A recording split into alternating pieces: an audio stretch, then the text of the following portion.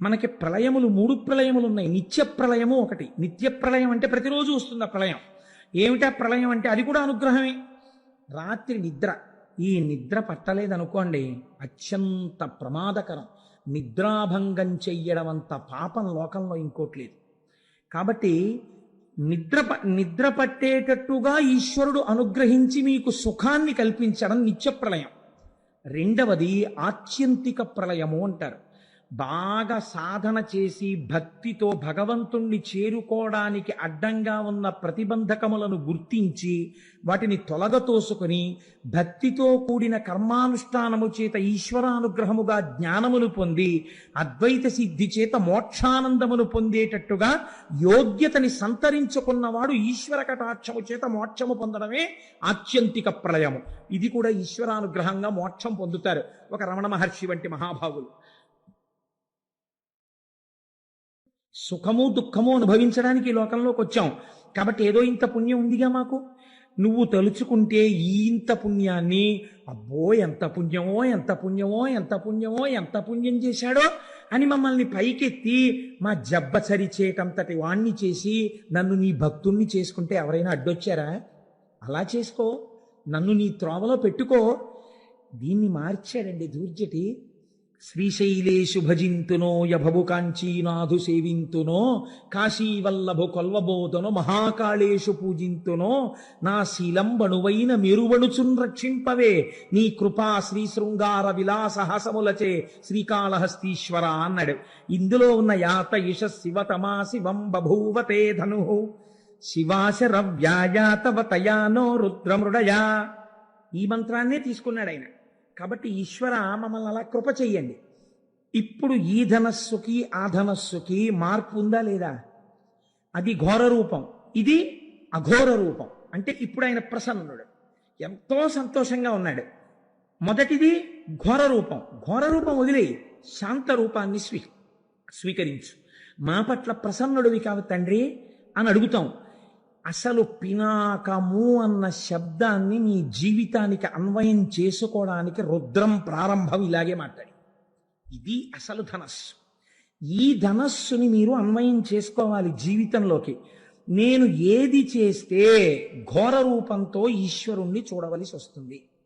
అలా చూడడం ఎందుకు? నాన్నగారండి నిజమే తప్పైపోయింది నాన్నగారండి, అంత కోపంగా చూడకండి నాన్నగారండి, ఆ ధనస్సు పక్కన పెట్టేయండి, మళ్ళీ మీరు నన్ను పూర్వం చూసినట్టుగా ప్రసన్నంగా నన్ను చూడండి నాన్నగారండి అని చెప్పుకోవలసిన రోజు నీ జీవితంలో ఎందుకు రావాలి? అసలు ఎప్పుడూ నీ తండ్రి నిన్ను ఎలా చూశాడో అలా చూసేటట్టు నువ్వు ఎందుకు ఉండలేవు? ఇది నీకు అర్థమైతే నీ తండ్రిని ఎప్పుడూ శాంత రూపంతో చూడాలని నువ్వు అనుకుంటే ప్రతిరోజు రుద్రపారాయణం నువ్వు చేస్తే ఆయన చేతిలో అలా చూడవలసిన అవసరం నీకు కలగకూడదు. నువ్వు శాంతముగా ఉన్నటువంటి శివదర్శనాన్ని కోరుకున్నవాడవై ఉండాలి. ఇప్పుడు చూడండి ఆయన ఏం చేస్తున్నాడు ఈ 2 ధనస్సులు పట్టుకుని. మీరు చాలా జాగ్రత్తగా ఆలోచించండి. శివతత్వం చాలా గంభీరంగా ఉంటుంది. ఒక దుఃఖాన్ని ఇచ్చాడు. పరమభక్తుడు అనుకోండి, ఆయన దుఃఖం రాలేదనుకోండి, అప్పుడు శివుడు కటాక్షించినట్లు అని మీరు అనుకుంటున్నారా? అలా ఏం ఉండదు. కటాక్షం అంటే ఎలా ఉంటుందో తెలుసా అండి? చేయవలసినటువంటి హాని చేస్తాడు, కానీ దాని వలన మీరు కంటికి మంటికి ఏకధారగా ఏడవలసిన అవసరం లేకుండా చేస్తాడు. ఇది గమ్మత్తుగా ఉంటుంది. ఎలా ఉంటుందంటే, ఒక పిల్లవాడు ఆడుకుంటూ పడిపోయాడు. వాడి కాలుకు 6 ఫ్రాక్చర్లు అయ్యాయి. చూసిన డాక్టర్ గారు అన్నారు, అసలు వీడి తల పగిలిపోవాలి ఇలా పడిపోతాయి అన్నారు. తల పగలకుండా కాలు విరగ్గొట్టు వదిలిపెట్టాడు. ఇప్పుడు అందులో ఏముంది? తండ్రి ఏడ్చాడా లేదా? అయ్యో వీడి కాలు విరిగిపోయింది కొడుక్కను 3 నెలలు ఏడిచాడు వాడు కట్టేసుకు పడుకుంటే. కానీ తలే పగిలిపోయి ఉంటే జీవితాంతం ఏడవాలి. అలా ఏడవలసిన అవసరం లేకుండా 3 నెలలు ఏడ్చేట్టుగా తీశాడు. ఎందుకు తీశాడు? రోజు ఇలా చెప్పుకున్నాడు కాబట్టి. శివాశరవ్యాయాతవతయానో రుద్రమృడయా అని చెప్పాడు. ఈశ్వర నేను తప్పకుండా తప్పు చేసి ఉంటాను, అందుకే ఈ ఉపాధిలో ఉన్నాను, కానీ ఘోరమైన శిక్ష నాకు వెయ్యకు, శిక్ష అనుభవిస్తాను. కానీ ఆ శిక్ష ఎలా ఉండాలంటే నీ పాదార విందముల యందు స్మృతిని పోగొట్టేటటువంటిది కాకూడదు. అటువంటి శిక్ష నాకు వెయ్యి అని అడిగాడు. ఇప్పుడు వాడు తట్టుకోగలిగినంత శిక్షని వేస్తాడు.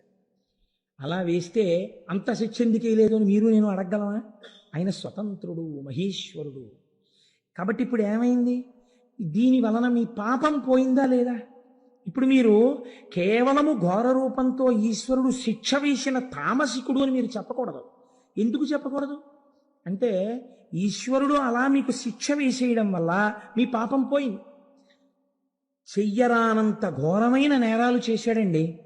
అన్ని నేరాలు చేసినా రాష్ట్రపతి క్షమాభిక్ష పెట్టారు. ఇప్పుడు ఆయన మామూలుగా అందరితో పాటు జీవనం చేసుకుంటూ బయట తిరుగుతున్నాడా, తిరగట్లేదా? తిరుగుతున్నాడు.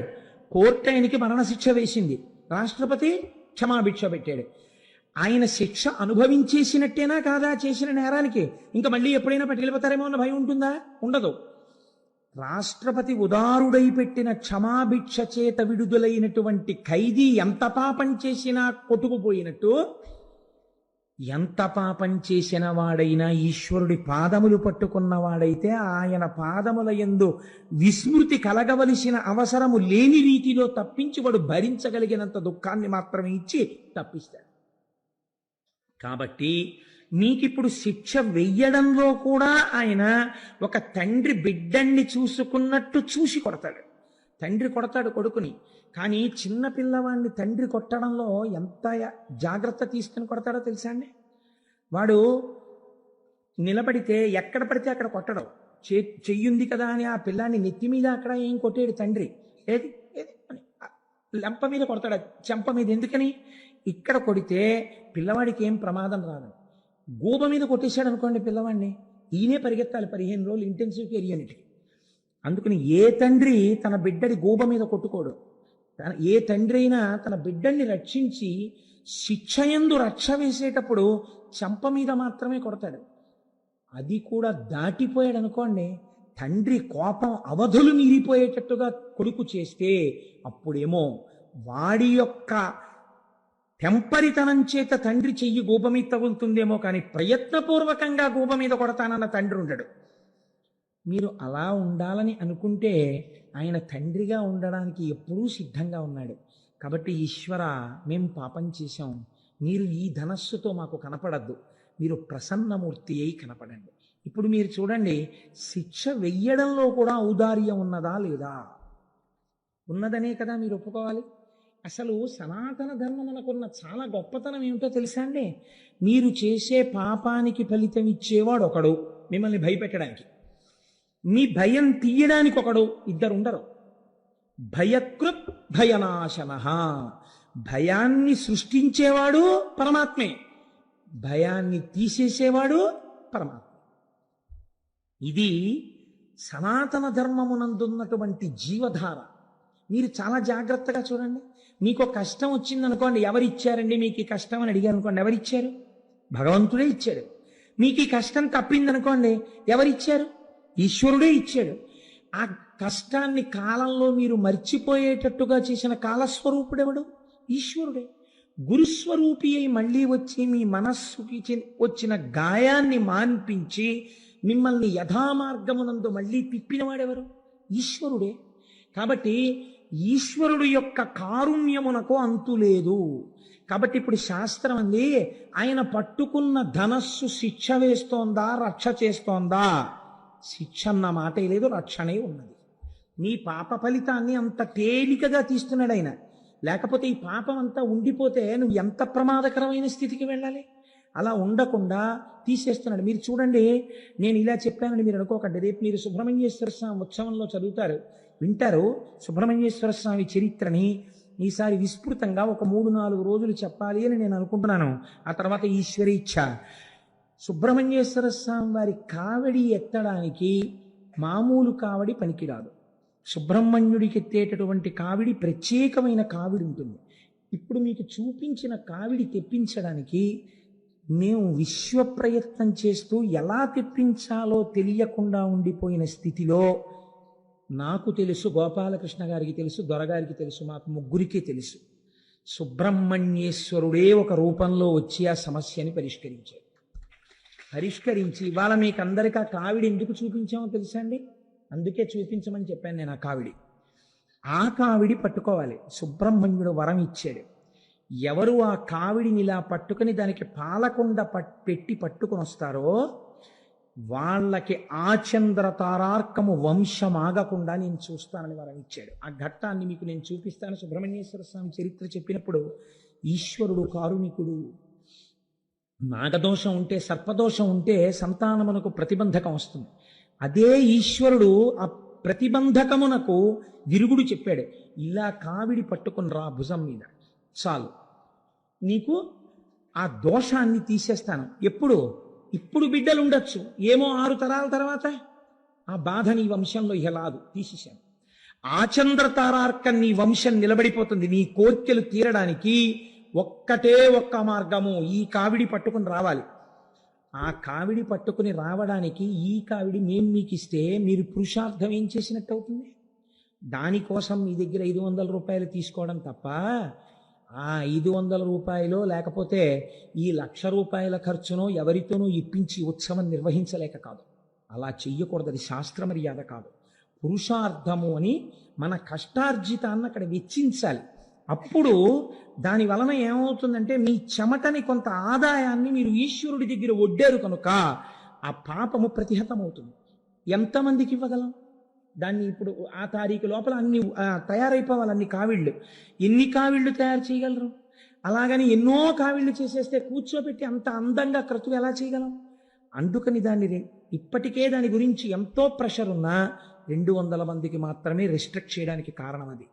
కళ్యాణం వరకు ఆ రోజున వల్లీ కళ్యాణం చాలా అరుదుగా జరుగుతుంది.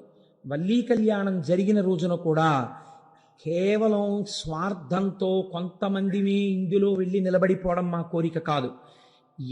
ఎవరికి ఈ ఉత్సవంలో టిక్కెట్ ఉన్నాయో వాళ్ళందరికీ ఈశ్వరానుగ్రహం కలగడం కోసం కళ్యాణ సామాగ్రి కూడా మీ చేతులతోనే పట్టుకుని మనందరం ఈ ఉత్సవానికి ఇక్కడ ప్రదక్షిణం చేసి అయ్యప్ప స్వామికి చూపించి, పైన సుబ్రహ్మణ్యుడు ప్రతిష్ఠ అయి ఉన్నాడు, స్వామికి చూపించి వాళ్ళు వచ్చి కళ్యాణానికి సంబారాలు ఇస్తారు. ఇక్కడ దాన్ని ఎంత ప్రయోజనకరంగా చేయించగలమన్న దాని గురించి మేము ఆలోచిస్తున్నాం.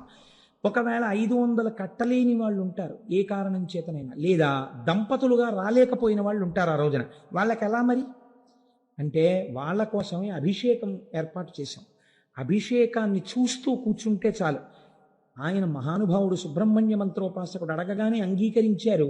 ఒక పీఠాధిపతి పరమహంస వారు వచ్చి విజయం చేసి వేదిక మీద కూర్చుని కార్యక్రమానికి ఆధ్వర్యం వహించి ఈ 200 మందికి అగ్రభాగాన వారు నడుస్తూ వారితో కలిసి నడుస్తారు వీళ్ళు. ఇది నేను ఎందుకు సమన్వయం చేసి మీకు చెప్పానంటే, కేవలం మీకు జరుగుతున్న సత్యాన్ని ఆవిష్కరించడం ఒక ప్రయోజనం. రెండవ ప్రయోజనం మీరు చూడండి, ఎప్పుడో రాబోయేటటువంటి ప్రమాదానికి మీరు ప్రయత్నపూర్వకమైనటువంటి విరుగుడు వేదములు ప్రతిపాదన చేసి ఉన్నాయి. నువ్వు ఈ కర్మ చెయ్యి, నీకు ఇబ్బంది రాదు అని మనకి చెప్తోంది శాస్త్రం. లేకపోతే అభిషేక ప్రక్రియ ఎందుకు వచ్చింది? హోమం ఎందుకు వచ్చింది? ఎందుకు వల్లీ కళ్యాణం వచ్చింది? ఎందుకు కావిడొచ్చింది? ఒక ప్రయోజనాన్ని ఇప్పుడు అన్ని వేళలా మళ్ళీ అస్తమానం శివమహాపురాణం చెప్తామా? శివమహాపురాణం చెప్తేనే సుబ్రహ్మణ్యేశ్వర స్వామి వారి చరిత్ర పూర్ణంగా వస్తుంది. పూర్ణంగా సుబ్రహ్మణ్యేశ్వర స్వామి చరిత్ర విని అనుసంధానం చేసి కళ్యాణం చేసుకోవడం ఎంత మహత్తరమైన భాగ్యం అది. సంపూర్ణ రామాయణం చెప్పి పట్టాభిషేకం అన్ని సంవత్సరాలు జరుగుతాయా? ఈశ్వరానుగ్రహం కలిగింది, 1 సంవత్సరం చేశాం. అలా పునః కాకినాడలో జరగాలనే నా కోరిక. అది నా ఉద్దేశం. నేను చెప్పాను కాబట్టి నా ఒక్కడితోటే ఆ కళ్యాణం అలాగే ఉండాలి తప్ప వేరెవరో ఏదో అలాంటివి జరగకూడదు అన్న స్వార్థం నాకు ఎన్నడూ లేదు. పునఃగా ఏడాదికి 10 మాటలు సంపూర్ణ రామాయణం కాకినాడలో జరిగితే సంతోషించే వాళ్ళలో ప్రథముని నేను. కాబట్టి మీరు చూడండి, శాస్త్రం అంది అందుచేత పాతి జగదిది పినాకం ఇక్కడ చెప్పింది వ్యుత్పత్తి. ఇప్పుడు ఈ ధనస్సు ఏం చేస్తోంది? ఈ ధనస్సు మీకు ఘోర రూపముతో పాప ఫలితమునిచ్చినా అఘోర రూపముతో సుఖమునిచ్చిన అది చేస్తున్నది మీ యొక్క రక్షణయే. కనుక లోకములను రక్షించగలిగినటువంటి ధనస్సు. ఆ ధనస్సు దేన్ని రక్షిస్తుంది? ఒక్కరిని, ఇద్దరిని, ముగ్గురిని కాదు. ఎన్ని కోట్ల మంది ఉన్నారో, ఎన్ని బ్రహ్మాండాలున్నాయో, ఇన్ని బ్రహ్మాండములనన్నింటినీ, ఇన్ని జీవుల్ని రక్షించగలిగినటువంటి ధనస్సు ఆయన చేతి యందున్న ధనస్సు. అందుకే రుద్రం ఆ ధనస్సుని అంత స్తోత్రం చేసింది. అటువంటి ధనస్సు కలిగిన వాడా ఓ రుద్రుడా, ఆ నీ చేతిలో ఉన్నది పినాకము. అయితే మీరు ఇక్కడ ఒక్క విషయం ఆలోచించండి. ఆ పిలిచేటప్పుడు మహేశ్వర శబ్దాన్ని కానీ శివ శబ్దాన్ని కానీ తిన్నగా ప్రయోగించకుండా నమస్తే రుద్ర అంటూ రుద్ర శబ్దంతో ఎందుకు ప్రారంభం చెయ్యాలి ధనస్సుని? ధనస్సుకి రుద్ర శబ్దానికి ఏమైనా దగ్గర సంబంధం ఉందా? లేకపోతే రుద్ర సంబంధంతో ధనస్సుని ఎందుకు అన్వయం చేసింది వేదం? వేదం అంటే ఎదుర్వేదం అండి, ఎదుర్వేదమే రుద్రాధ్యాయం. అంటే రోదయతి సర్వమంతకాలే ఇది రుద్ర. రుద్రుడనగా ఎవరు? ఆఖరణ ఈ సమస్త లోకములను లయం చేసేస్తున్నప్పుడు అందరినీ ఏడిపించేవాడెవడో వాడు రుద్రుడు. ఇప్పుడు ఈ మాట మీరు కొంచెం చాలా జాగ్రత్తగా ఒడిసి పట్టుకోవాలి. ఇప్పుడు ఏమైంది? నేను చెప్పిన దానికి ఇది పూర్తి విరుద్ధమై కూర్చుంది. ఇప్పుడు ఆయన ఏం చేస్తాడు? అంత్యకాలమునందు అనగా లోకములనన్నింటినీ చిట్ట చివర ప్రళయ జలముల యందు ముంచేసేటప్పుడు అందరినీ పెద్ద పెట్టును ఏడిచేటట్టు చేస్తాడు. ఏమండి, మీరు ఇందాకడి నుంచి ఆ ధనస్సు యందు రక్షణ ఉంది రక్షణ ఉందన్నారే, పిలిచేటప్పుడు రుద్రశబ్దంతో పిలిచారు ఈ ధనస్సుని, రుద్రుడి చేతిలో ఉన్న ధనస్సు అని పిలిచారు. రుద్రశబ్దానికి ఉన్నటువంటి వ్యాఖ్యానం ప్రళయమునందు లోకములను ఏడిపించేవాడు అని ఉంది. ఏడిపించడానికి ధనస్సు పట్టుకుంటే అది రక్షణ ఎలా అవుతుంది? ఇప్పుడు ఆ ధనస్సుకి పాతి జగదిది అన్న అన్వయం ఎలా కుదురుతుంది? నేను మీకు అర్థమయ్యేట్టు చెప్పగలుగుతున్నాను అనుకుంటున్నాను. కొంచెం జటిలమైన విషయం కాబట్టి మీరు చూడండి, ఆయన ఏడిపించినట్టే కనపడుతుంది. కానీ మీకు నేను ఒక్క ఉదాహరణ చెప్తే మీరు పట్టేసుకుంటారు. ఒక పిల్లవాడు వాడు తల్లిలో పడుకునేటప్పుడు వాడు నిద్రపోయాడు. నిద్రపోయిన తర్వాత తల్లి ఏం చేసిందంటే వాడి బుగ్గ మీద ముద్దు పెట్టుకుని కన్నుల నీరు పెట్టుకుని, తల్లి అంది, నాన్న నువ్వు ఆడుకోకూడదని కాదురా, నువ్వు రాత్రి 11 దాటినా ఆడితే నీకు పడదు, నీకు వేడి చేసేసి తెల్లవారేసరికి నీకు దగ్గు మొదలైపోతుంది. గొర్రె దగ్గు అంటారు, గొర్రె దగ్గు వచ్చేస్తుంది నాన్న, అందుకు నిన్ను పడుకోబెట్టాను రా, అంతేకాని నీ మీద నాకేమన్నా కోపమా అంటుంది.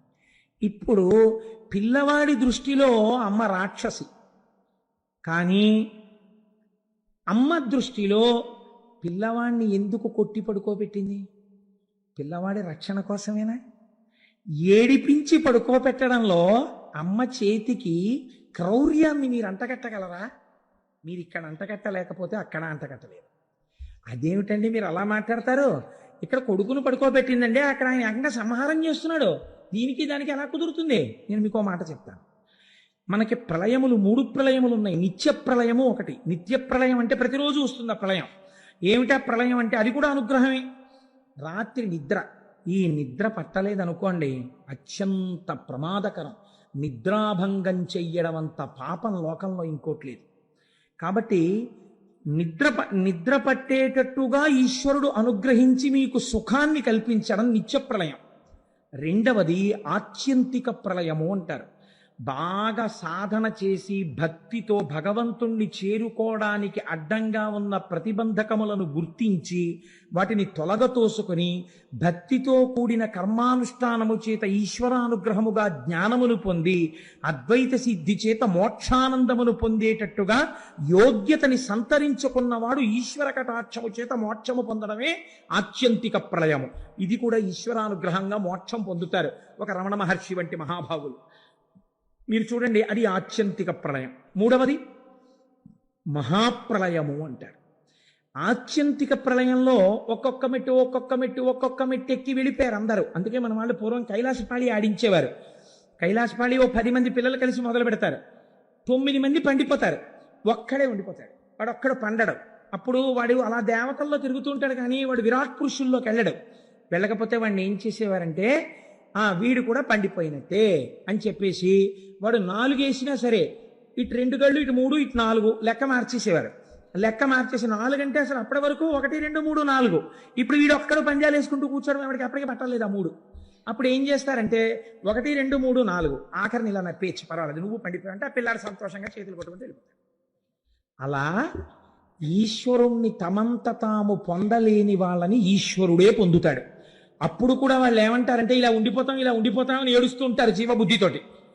తప్పు నాన్న, అందరూ పొందేశారు, మీరు ఉండిపోయారు, మిమ్మల్ని నేనే పొందేస్తానని మైనపు ముద్ద నల్లపూసల్లో తిరిగి తనే పుచ్చేసుకున్నట్టు జీవుల్ని తానే పొందేస్తాడు. వాళ్ళు ఏడుస్తున్నా వాళ్ళకి సిద్ధిని ఇచ్చేస్తాడు. ఇప్పుడు ఆ మహాప్రళయాన్ని జీవులు ఏడుస్తున్నా వాళ్ళు రోధిస్తున్నా తాను పొందడం రక్షణ హేతు అంటారా, తామసంతో కూడుకున్నటువంటి సంహార ప్రక్రియ అని మీరు పిలుస్తారా? ఇప్పుడు అలా చేసినటువంటి రుద్రుడి చేతి ధనస్సు సాత్వికమైనది, లోకరక్షణ హేతు అని నేను అంటాను, కాదని మీరు అనగలరా? కనుక ఇప్పుడు అది ఏమైంది? లోకములను ఏడిపించేటటువంటి వాడంటే వీడి మూర్ఖత్వం చేత ఇంకా ఇలా ఉంటానంటున్నాడు. యుగమైపోయింది, నీకు ఇంత సమయం ఇచ్చినా పొందలేకపోయావు, నేనే నిన్ను పొందేస్తానని పొందేశాడు పరమాత్మ. అది కూడా ఆయన యొక్క అనుగ్రహము. కాబట్టి ఇప్పుడు ఏమైంది? రోదయతి సర్వమంతకాలే ఇతి రుద్రః రుత్యా ధర్మానవ లోకయతి ప్రాపయతీతివా రుద్రః. ఇది ఒక చిత్రమైనటువంటి మాట. వేదము శబ్ద ప్రమాణమై మనకి ధర్మాన్ని బోధ చేస్తోంది. వేదం అంతా ఏం బోధ చేస్తుంది అంటే ధర్మమే. అందుకే వేదము మారితే దేనిగా మారింది అంటే రామాయణంలో చెప్పారు, వేద వేద్యే పరే పుంసీ జాతే దశరథాత్మజే వేద ప్రచేత సాదాసీత్ సాక్షాత్ రామాయణాత్మన. వేదము ధర్మమే కాబట్టి వేదము రాశీభూతమైనటువంటి ధర్మాన్ని నేర్పే కావ్యముగా రామాయణంగా వచ్చింది. ధర్మమే రాశీభూతమైనటువంటి భగవానుడు రామో విగ్రహవాన్ ధర్మగా రాముడిగా వచ్చాడు. ఇప్పుడు వేదం నీకేం చెప్తుంది? ధర్మమే చెప్తుంది. నువ్వు ఇలా ఉండు, ఇలా ఉండు, ఇలా ప్రవర్తించు, ఇలా ప్రవర్తించు, ఇలా ప్రవర్తించు, ఇదే మాట చెప్తుంటుంది వేదం. ఈ ధర్మాన్ని ఎలా చెప్తుంది వేదం అంటే మీకు సూక్ష్మంగా ఒక మాట చెప్తారు పెద్దలు. ఏమంటారంటే, అంటే ఇప్పుడంటే లోకంలో కొంచెం ఆ మాటలు లుప్తమైపోతున్నాయి. పూర్వకాలంలో పెద్దలు ఎవరి దగ్గరికైనా మనం వెడితే, నాయన నీ ఇష్టాపూర్తములు జరుగుచున్నవా అని అడిగేవారు. ఇది సాధారణంగా గురువులు శిష్యుడు ఒక నెలలో 2 నెలల్లో కనపడితే గురువు శిష్యుడిని అడుగుతాడు, ఏమయ్యా నీ ఇష్టాపూర్తములు నడుస్తున్నాయా అని అడుగుతాడు. ఇష్టాపూర్తములు నడుస్తున్నాయా అంటే ఏమిటండి అంటాం మనం. ఇష్టాపూర్తములు అంటే ఏమిటో తెలుసా అండి? 2. ఒకటి, మీకు కాయికమైన శక్తి ఉంటుంది, అంటే శరీరమునందు కొంత శక్తి. ఈ శక్తితో ఏం చెయ్యమని శాస్త్రం చెప్పిందంటే మీరు ఈశ్వర సేవ చెయ్యమని చెప్పింది. నేను ఆర్టీసీలో పనిచేసే ఒక గౌరవప్రదమైన ఉద్యోగి వెంకటనగర్ శివాలయంలో చీపురు పట్టుకు తుడుస్తూ ఉంటారు, నేను చూస్తూ ఉంటాను. అప్పర్ చేసేవారు. ఇది మీకు ఎదర శివమహాపురాణంలో వస్తుంది, ప్రియ పురాణంలోంచి. మీ శరీరములో ఉన్న బలం బతికున్న దగ్గర నుంచి చచ్చిపోయే వరకు నా వాళ్ళనుకున్న మీ వాళ్ళ కోసమే కాదు, ఏదో ఒక సేవకు ఉపయోగపడాలి. ఈశ్వరుడి యొక్క వాహనం వెళ్ళిపోతుంటే మీరు వెళ్ళి అడగాలి. వాళ్ళు చీ అన్నా పర్వాలేదు, అయ్యా ఒక్కసారి వహిస్తానని అడగాలి. వాళ్ళు ఇస్తే వెంటనే భుజాన్ని పట్టాలి. శరీరము దానికి ఉపయోగపడాలి. మీరు ఎక్కడికైనా వెడితే ఓసారి దేవాలయాన్ని తుడవాలి. మీరు ఎదర భస్మ గురించి చెప్పినప్పుడు బ్రహ్మోత్తర ఖండంలో విందురు కానీ, స్కాంద పురాణం బ్రహ్మోత్తర ఖండంలోంచి అనుసంధానం చేస్తాను, అక్కడ విందురు కానీ. ఎందుకంటే పేరుకి శివమహాపురాణం అంటున్నాను కానీ నేను శివాష్టోత్తరం, పెరియ పురాణం, శివమహాపురాణం ఎన్నింటినో అనుసంధానం చేస్తున్నాను. మళ్ళీ ఇందులో తెలుగులో చేయబడినటువంటి సాధికారికమైనటువంటి శివమహాపురాణాన్ని కొంత సమన్వయం చేస్తున్నాను. కాబట్టి అంటే ఇదంతా నా ప్రజ్ఞాన్ని నేను చెప్పట్లేదు, అదొక ఈశ్వరానుగ్రహం అని చెప్తున్నాను. మీ వంటి పెద్దలు కూర్చోవడం వల్ల ఈశ్వరుడు నాతో పలికించుకుంటాడు. కాబట్టి ఇష్టాపూర్తములు అంటే మీ కాయికమైన శక్తిని ఈశ్వరుడి కొరకు ఉపయోగించుట. మీరు కొంత ద్రవ్యాన్ని ఆర్జించారు. ఈ ద్రవ్యాన్ని ఆర్జించినప్పుడు ఈ ద్రవ్యంలో కొంత భాగాన్ని మీ శక్తి మేరకు ఈశ్వరార్చనలో మీరు ఉపయోగించి తీరాలి. లేకపోతే ఉత్తరగతులు ఎక్కడి నుంచి వస్తాయి? మీరు మీ సంసారం కోసం ఖర్చు పెట్టింది 0, మీకే ఫలితాన్ని ఇవ్వదు. అది మీ ధర్మం, అంతే, ఖర్చు పెట్టారు.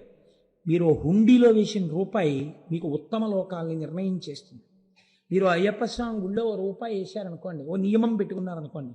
ఒక ఉదాహరణకి చెప్తున్నాను, నేను 40 రోజులు శివమహాపురాణం వింటూ ప్రతిరోజు ₹1 హుండీలో వేస్తాను అనో నిర్ణయం పెట్టుకున్నారనుకోండి. ఈ హుండీ తెరిచి చూసి దీంట్లో రేపొద్దున్న ఇక్కడ అయ్యప్ప స్వాములు అందరూ పూజలు చేస్తారు. స్వామివారి దగ్గర బోల్డన్ని జ్యోతులు వెలిగించినప్పుడు ఒత్తులు కొన్న దాంట్లో మీ ₹1 వెళ్ళింది అనుకోండి. ఆ రూపాయితో వెలిగినటువంటి దీపం ఉత్తరోత్తర జన్మలలో ఎక్కడ మిమ్మల్ని రక్షిస్తుందో మీకు తెలియదు, ఎక్కడి నుంచి వచ్చిందో ఈ పుణ్యం. కానీ కాపాడేస్తాను. మీ ద్రవ్యంలోంచి ప్రయత్నపూర్వకంగా మీరు ఖర్చు పెట్టాలి. ఇది స్థాయిని బట్టి ఉంటుంది. ఒక మహాత్ముడు దేవాలయ నిర్మాణం చేయగలిగినటువంటి వాడై ఉంటాడు. వేరొక మహాత్ముడు ₹1 హుండీలో వేయగలిగిన వాడై ఉంటాడు. వేరొక మహాత్ముడు ఏదో ఒక సేవకి కొంత డబ్బు కట్టి సేవ చేసుకోగలిగిన వాడై ఉంటాడు. దీన్ని ఇష్ట అంటారు. అంటే ద్రవ్యమును, కాయికమైనటువంటి శక్తిని ఈశ్వరుని యొక్క అనుగ్రహము కొరకు వెచ్చించుట. ఇది చేస్తున్నావా? గురువు శిష్యుణ్ణి అడుగుతాడు, నీ ద్రవ్యం దాచేసుకోవడమేనా, నువ్వు కూడా అలా ఖర్చు పెడుతున్నావా? అందుకే గురువుగారు ఫ్రీగా కూర్చోకూడదు పూజకి. ఎప్పుడు చెప్పిన గురువుగారు కూడా డబ్బు కట్టాలి. లేకపోతే ఇంకెందుకు ఆ గురువు బరువు? తనకి ఫ్రీయా, మిగిలిన వాళ్ళు డబ్బులు కట్టాలా? ఇంకెందుకు? తను కూర్చుంటే తను కట్టాలంతే. కాబట్టి ఇష్ట, దీన్ని ఇష్టం అంటారు. రెండవది పూర్తము. పూర్తం అంటే ఏమిటో తెలుసా అండి? మీకు అటువంటి అర్హత శరీరములో ఇయ్యబడితే ప్రయత్నపూర్వకంగా మీరు ఒక చోట కూర్చుని, అయ్యా నేను హవిస్సు వేస్తానండి అగ్నిహోత్రంలో అని అడగాలి, నేను ఒక సమిధ వేస్తానండి అని అడగాలి. నేను చూపించాను, నాతో కామకోటి పీఠానికి వచ్చిన వాళ్ళకి నేను చూపించాను, చూడండి. శివుడికి అర్చన జరుగుతుంటే సాయంకాలం జరగబోయే అర్చనకి అక్కడ ఒక బ్రహ్మచారి కూర్చుని అన్ని దళాలకి 3 ఆకులు ఉండేటట్టుగా జాగ్రత్తగా దళాల్ని కత్తిరించి ఓ పళ్ళెంలో పెడుతున్నాడు. అదొక సేవ. అలా మీరు ఒక అగ్ని కార్యం చెయ్యాలి, మీరు ఒక హోమం చెయ్యాలి. రేపు సుబ్రహ్మణ్య హోమం జరుగుతుంది.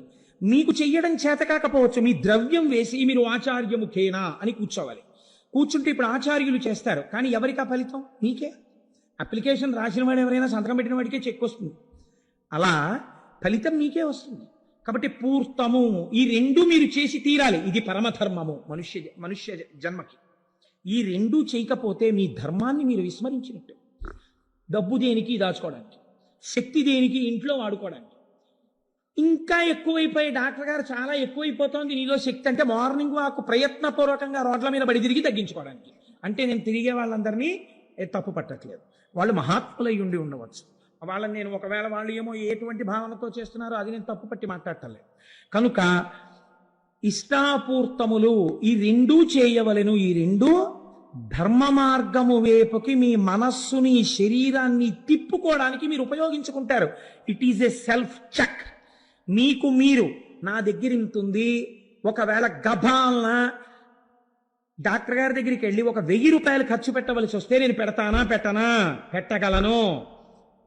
ఏం భగవంతుడి పేరు చెప్పేటప్పటికి ఎందుకు వెనకంజ వేస్తున్నానో, కాబట్టి నేను పెడతాను. మీకు మీరే న్యాయమూర్తి. ఇది శాస్త్రం అంది ఇష్టాపూర్తములు. అలాగే మాట్లాడింది గురువు. అంతకన్నా మాట్లాడు. ఇష్టాపూర్తములను చేస్తున్నావా అని అడుగుతారు. ఈ రెండు చెయ్యడం వల్ల మీరు సోపానములను ఎక్కుతారు. దీన్నేనండి సంగీతంలో నాదోపాసన అని పిలిచారు. దీన్ని రాగాల ఆరోహణ అవరోహణైనది అంటారు. దేనివల్ల కింద పడ్డావో దాంతోనే పట్టుకుని పైకెక్కాలి. ఆ సరిగమ పదనిసలతోటే పైకెక్కుతారు, కిందకి దిగుతారు. నాదోపాసన చేస్తారు. వాళ్ళు నాదోపాసన చేసి వాళ్ళు అదే సిద్ధిని పొందుతారు. కాబట్టి మనకి ఎటువైపు నుంచి వచ్చిన శాస్త్రం దాన్నే నేర్పింది, భగవంతుడి వైపుకి వెళ్ళడాన్ని నేర్పింది.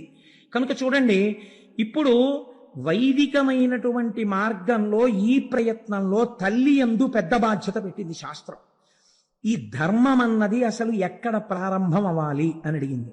అడిగితే తల్లి దగ్గరే ప్రారంభము. ఎందుకో తెలుసా అండి? నేను ఈ మాట ఎందుకు చెప్తున్నానో మీరు ఈ శ్లోకాన్ని అవధరించండి, మీకే అర్థమవుతుంది. శైశవేభ్యస్త విద్యానాం, చిన్నతనంలో శైశవంలో భగవంతుడన్నవాడొకడున్నాడన్న పూనిక పిల్లల యందు ఏర్పడేటట్టుగా విద్యాభ్యాసము జరిగి తీరవలెను. ఇది స్కూల్లో చెప్పరు ఇవాళ. వాళ్ళకి సిలబస్సు, పెద్ద బ్యాగు, ఓ పెద్ద ఏదో వాళ్ళ స్కూల్కి వీడు అడ్వర్టైజ్మెంట్కు పనికొచ్చే వస్తువుల ఓ బ్యాడ్జీ పెట్టుకు తిరగాలి. ఎన్ని దిక్కుమాల అలంకారాలు చేసుకోవాలో స్కూల్కి వెళ్ళాలంటే. ఇవి వాళ్ళు నేర్పేది. మీరేం నేర్పాలి? మీరు పునరావృత్తి రహిత శాశ్వత శివ సాయుధ్య స్థితికి కావలసిన విద్య ఇంట్లో నేర్పాలి. అమ్మ చెప్పిన మాట బిడ్డడికి నాటుకున్నట్టు ఎవరు చెప్పినది నాటదు. మీరు జ్ఞాపకం పెట్టుకోండి. ఉపమన్యు ఆఖ్యానం ఇదే, ఎదర శివ మహాపురాణంలో వస్తుంది. అమ్మ ఒక మాట చెప్పింది అనుకోండి, వాడు బయటికి వెళ్ళి అంటాడు, మా అమ్మ చెప్పింది ఇది నిజం అంటాడు. అమ్మ నేర్పాలి, నాన్న ఈయన శంకరుడు, ఈయన నారాయణుడు, ఈవిడ లక్ష్మి. ఇది కనకధారా స్తోత్రం. ఏది చెప్పు? ఆపదామపహర్తారం దాతారం సర్వసంపదాం. చిన్నతనంలో 4 శ్లోకాలు నేర్పాలి. భగవద్భక్తి అలవాటు చెయ్యాలి. వాడికో పంచె కట్టుకోవడం నేర్పాలి. వాడికి దేవుడి దగ్గరికి వెళ్ళి నమస్కారం పెట్టడం నేర్పాలి. చిన్నతనంలో పూర్వం నాయనమ్మలు అమ్మమ్మలు పిల్లల్ని దగ్గర కూర్చోబెట్టుకుని జోదు పెట్టని గోవింద అని ఇలా పెట్టడం నేర్పేవారు. ఎవరైనా ఇంటికి వస్తే చూడండి మా మనవాడు ఎంత బాగా జోదు పెడతాడో అని చెప్పి గోవిందా గోవింద అంటే వాడు ఇలా అంటుండేవాడు. ఇలా వాడికి తెలియకుండా అన్నది వాడి యొక్క బుద్ధి మార్చి వాడిని సక్రమ మార్గంలో తిప్పేది. మనం ఇవాళ టీవీ సీరియల్ వాడికి కూర్చోబెడతాం. ఏమిటి వస్తుంది వాడికి? బుద్ధి రమ్మంటే. కాబట్టి ధర్మమునకు ప్రాతిపదిక ఎక్కడ పడుతోంది? శైశవేభ్యస్తు విద్యానాం యవ్వనే విషయైషినాం. నువ్వు ఎంత జాగ్రత్త పరుడవైనా ఇంద్రియములు బలిష్టములు.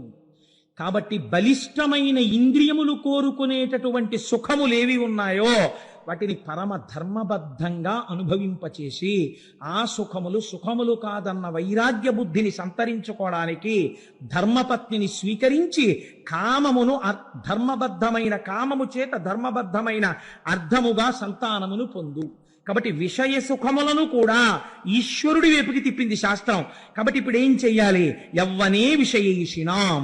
యవ్వనమునందు విషయముల చేత విషయములనబడేటటువంటి విషము కలిగిన పాముల చేత కాపివేయబడకుండా ఆ సుఖములను ధర్మపత్ని యందు పొంది అర్థమును పొందు. వార్ధకే మునివృత్తీనాం. నువ్వు వృద్ధాప్యంలోకి వచ్చేశాక కూడా తాళాల గుత్తి కోసం వెంపర్లాడవద్దు. ఇంటికి ఎవరొచ్చారు, ఎవరెళ్ళారు, ఎక్కడ తిరుగుదాం, ఏం చేద్దాం, ఎక్కడికి పరిగెడదాం, ఈ బుద్ధి మాను. వార్ధక్యం వచ్చాక నీకున్నది ఒక్క ధర్మం. మునివృత్తీనాం.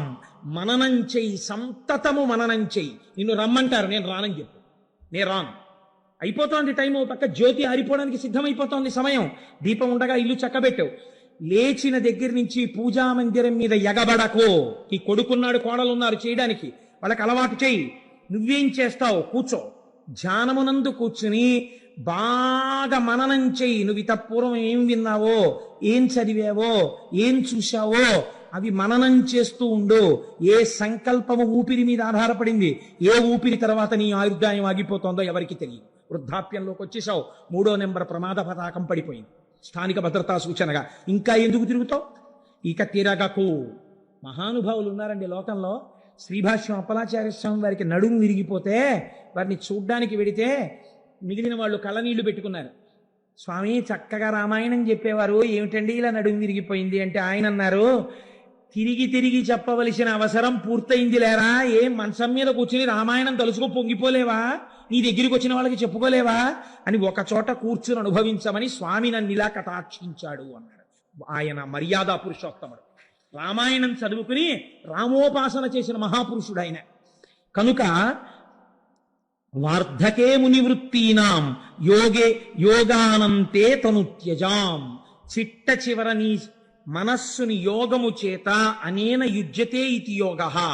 అన్నిటికీ సాక్షిగా ఉంటూ కొడుకొచ్చేదో చెప్తాడు, ఆహా అలాగేనా నవ్వు. కోడలొచ్చేదో చెప్తుంది, ఓ నవ్వు. తామరాకు మీద నీటి బొట్టు. నువ్వు అలా హాయిగా ఉండగా శరీరము నుంచి ప్రాణోత్క్రమణం జరుగుతోంది. ఏమీ హడావిడక్కర్లేదు. అవుతుందని చెప్పారు పెద్దలు, ఎన్ని మాటలు వినలేరు, ఎంతమంది వెళ్ళిపోలేదు. నా అదృష్టం. నేను ఇప్పుడు చూడబోతున్నాను. ఎవరిని చూడబోతున్నాను?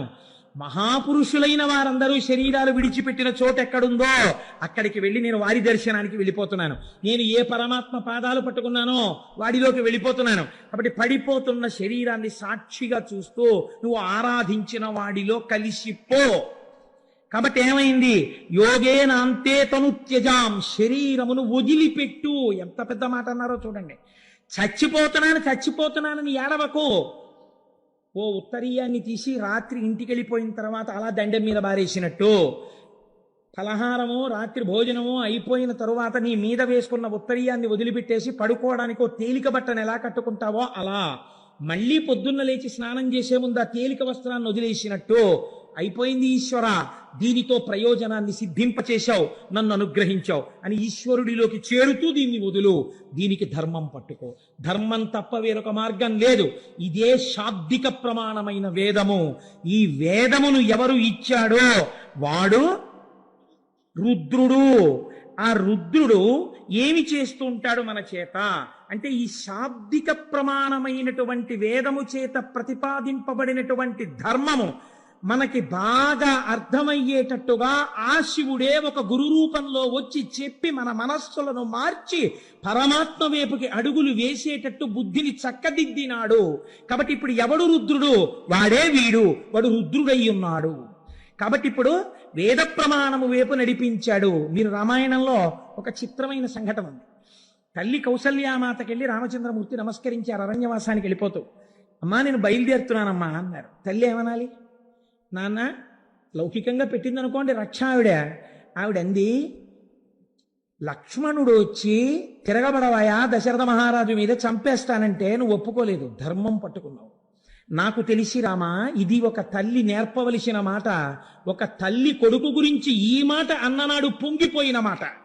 ఒక తల్లి ఏ లోకంలో ఉన్నా ఎప్పుడు సంతోషిస్తుందో తెలుసా అండి?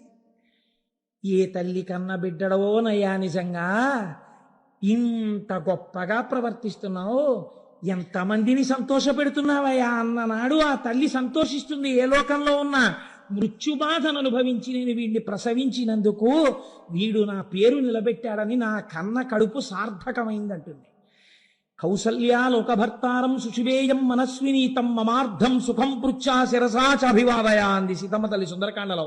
అందరూ తల్లులు బిడ్డల్ని కన్నారు వాళ్ళ కోసం. మా అత్త కౌసల్య అలా కన్లా, లోక కళ్యాణాన్ని తీసుకురాగలిగిన రామచంద్రమూర్తిని కంది. అటువంటి బిడ్డని కన్న మా అత్త కడుపుకి నమస్కారం అని చెప్పండి. అందుకని తల్లికి తెలుసు రామచంద్రమూర్తి ఎంత ధర్మం పట్టుకుంటాడో. ఆవిడంది బయలుదేరుతుంటే, నాన్న సవై రాఘవ శార్దూల ధర్మస్వామభిరక్షతు, నువ్వు ఇంతకాలము ఏ ధర్మమును పట్టుకోవడం వల్ల నీ జీవితంలో వైక్లభ్యం లేకుండా కొన్ని కోట్ల మందికి సుఖములయందు కాని దుఃఖములయందు కాని ఆదర్శమూర్తి అయిన మర్యాదా పురుషోత్తముడు రామచంద్రమూర్తి అన్న కీర్తి గణించి యశస్వి అయి ఇంతమందికి పాఠం నీ నడువడి చేత నేర్పావో, ఆ ధర్మము నుండి నీ మనస్సు మళ్ళకుండుగాక, నీవు అనుష్ఠించిన ధర్మము నిన్ను కాపాడుగాక. నాన్న నువ్వు ధర్మము తప్పకో, ఆ ధర్మము నిన్ను కాపాడుతుంది. ఇది నేను నీకు చేస్తున్న ఆశీర్వచనం అంది కౌసల్య. రామాయణం నేర్పింది మనకి బిడ్డలకి తల్లి ఏం నేర్పాలో. కనుక ఈ ధర్మము వైపుకి మనస్సు నడిచేటట్టు చెయ్యగలిగిన వాడెవడో, శాబ్దిక ప్రమాణమైన వేదములోనున్న ప్రమాణమును నేర్పి మన మనస్సులను మార్చిన వాడెవడో వాడు రుద్రుడు. వాడి చేత పట్టుకున్న పినాకమది, దాని వింటి నారి శబ్దములే వేదములు. కాబట్టి ఇప్పుడు ఆ శాబ్దిక ప్రమాణములే వేదములు. ఆ వేదము మనల్ని ధర్మ మార్గంలో నడిపించడానికి వచ్చింది. ఆశ నీ ప్రయత్నం అక్కర్లేదు, వెంబడబడి తిరుగుతుందండి ఆశ. మిమ్మల్ని ఎలా పట్టుకులాగి, అందుకే ఆశా పాశము అన్నారు దాన్ని. తాడేసి లాగేసినట్టు లాగేస్తుంది ముందుకు వెళ్లకుండా. ఆశ ఎంత దారుణంగా ఉంటుందో ప్రమాచార్య స్వామి మాట చెప్తుండేవారు. ఒక దరిద్రుడికి మామిడి పండు తినాలనిపించింది. ఎంత చిత్రంగా ఉంటాయో చూడండి. ఆఖరికి రాక రాక మామిడి పళ్ళ సీజన్ వచ్చింది. ఎవడిస్తాడు వాడికి మామిడి పండు? ఎవడో ఒక మహానుభావుడు చూసి, అయ్యో పాపం వీడికి మామిడి పండు తినాలనిలా ఉంది, ఎప్పుడు మామిడి పళ్ళు అందరూ తినే చోటుకి వెళ్ళి కూర్చుని అలా చూస్తూ ఉంటాడు, చొంగ కారుస్తూ ఉంటాడు. ఓ పెద్ద మామిడి పండు ఇచ్చాడు. ఇప్పుడు ఆయన ఆ మామిడి పండుని చేత్తో పట్టుకుని పెద్ద ఆలోచన చేశాడు. అంటే మనుష్యులకి సహజంగా ఎలా ఉంటుందో చూడండి ప్రకృతి. నాకు దొరక్క దొరికింది మామిడి పండు. ఇంటి దగ్గర భార్య ఉంది, 2 బిడ్డలు ఉన్నారు. భార్యకి 2 బిడ్డలకి నాకు నలుగురికి కలిపి ఒక్క మామిడి పండు తినడానికి సరిపోదు. పోన్లే పంచుకు తిందామంటే ఇంతంత ముక్కలు వస్తాయి. ఇలా అబ్బా ఎంతో బాగుందో అనేటప్పటికి అయిపోయింది. కాబట్టి ఈ సంవత్సరానికి నేను ఒక్కడే తింటాను. వచ్చే సంవత్సరానికి ఎలాగో అలా కష్టపడి భార్యా బిడ్డలకు కూడా మామిడి పళ్ళు ఏర్పాటు చేస్తాను. చూడండి ఎంత చిత్రంగా ఉంటుందో. తను తినాలన్న దగ్గర భార్యా బిడ్డల్ని కూడా పక్కన పెట్టగలిగాడు. ఇప్పుడు తినచ్చు కదా పోనీ ఒక్కడు. ఇన్నాళ్ళు వీడు పాపం ఎప్పుడు పాపం ఏం తింటాడండి, పిచ్చాడు, దరిద్రుడు అనేవారు నన్ను. 10 మంది చూస్తూ ఉండగా నేను ఈ మామిడి పండు తినాలి. అందరూ నన్ను చూసి, అబ్బో ఆయన మామిడి పండు తింటున్నాడండి, ఎంత మంచి మామిడి పండు, ఎక్కడ కొన్నాడో పరకంటే ఈయనకి ఏదో ఐశ్వర్యం వచ్చింది అనుకోవాలి. కాబట్టి నేను ఇప్పుడు ఈ మామిడి పండుని అందరూ చూస్తుండగా తింటాను అని ఒక అరుగెక్కి కూర్చుని బాగా జనం వచ్చే వరకు చూశాడు. అందరూ వచ్చే వరకు మామిడి పండు ఇలా ఇలా తిప్పాడు. నిజంగానే ఆశ్చర్యం వేసింది అందరికీ, ఏమిటి ఇంత మామిడి పండు ఉంది వీడి చేతిలో. ఇప్పుడు అందరూ చూస్తుండగా తిందామని ఆ మామిడి పండుని ఇలా కొరికి అన్నాడు. అది చేతిలోంచి జారి కిందనున్న బురదలో పడింది. ఎంత అక్కడున్నాడో అంత కిందకి వెళ్ళాడు. ఇప్పుడు ఆ మామిడి పండుని వదలలేడు. తీసి కడిగైనా తినేద్దామని ఉంది. తీసి కడిగితే వీళ్ళందరూ ఏమనుకుంటారో. ఇప్పుడు ఎవరు చూడాలనుకున్నవాడో వాళ్ళే ప్రతిబంధకం అయ్యారు. తీసి కడగడమా, ఇలా ఊరుకోవడమా? గట్టిగా చెంచాడు రసం తాగలేదే, పండు పడిపోయింది కింద, ఏం చేయడం అని ఆలోచిస్తున్నాడు. పంది వచ్చి ఎత్తుకుపోయి అయిపోయింది మామిడి. ఆ వచ్చే సంవత్సరానికి మళ్ళీ దొరికితేను. ఇంత ఆశాపాశములు, ఇది ఒక దృష్టాంతం. ఇలాంటి ఆశాపాశాల్లో మనం ఎన్నింటితో తిరుగుతున్నాం మీరు చూడండి. సాధారణంగా ఒక మాట వినపడుతుంటుంది మనకి ఇళ్లలో.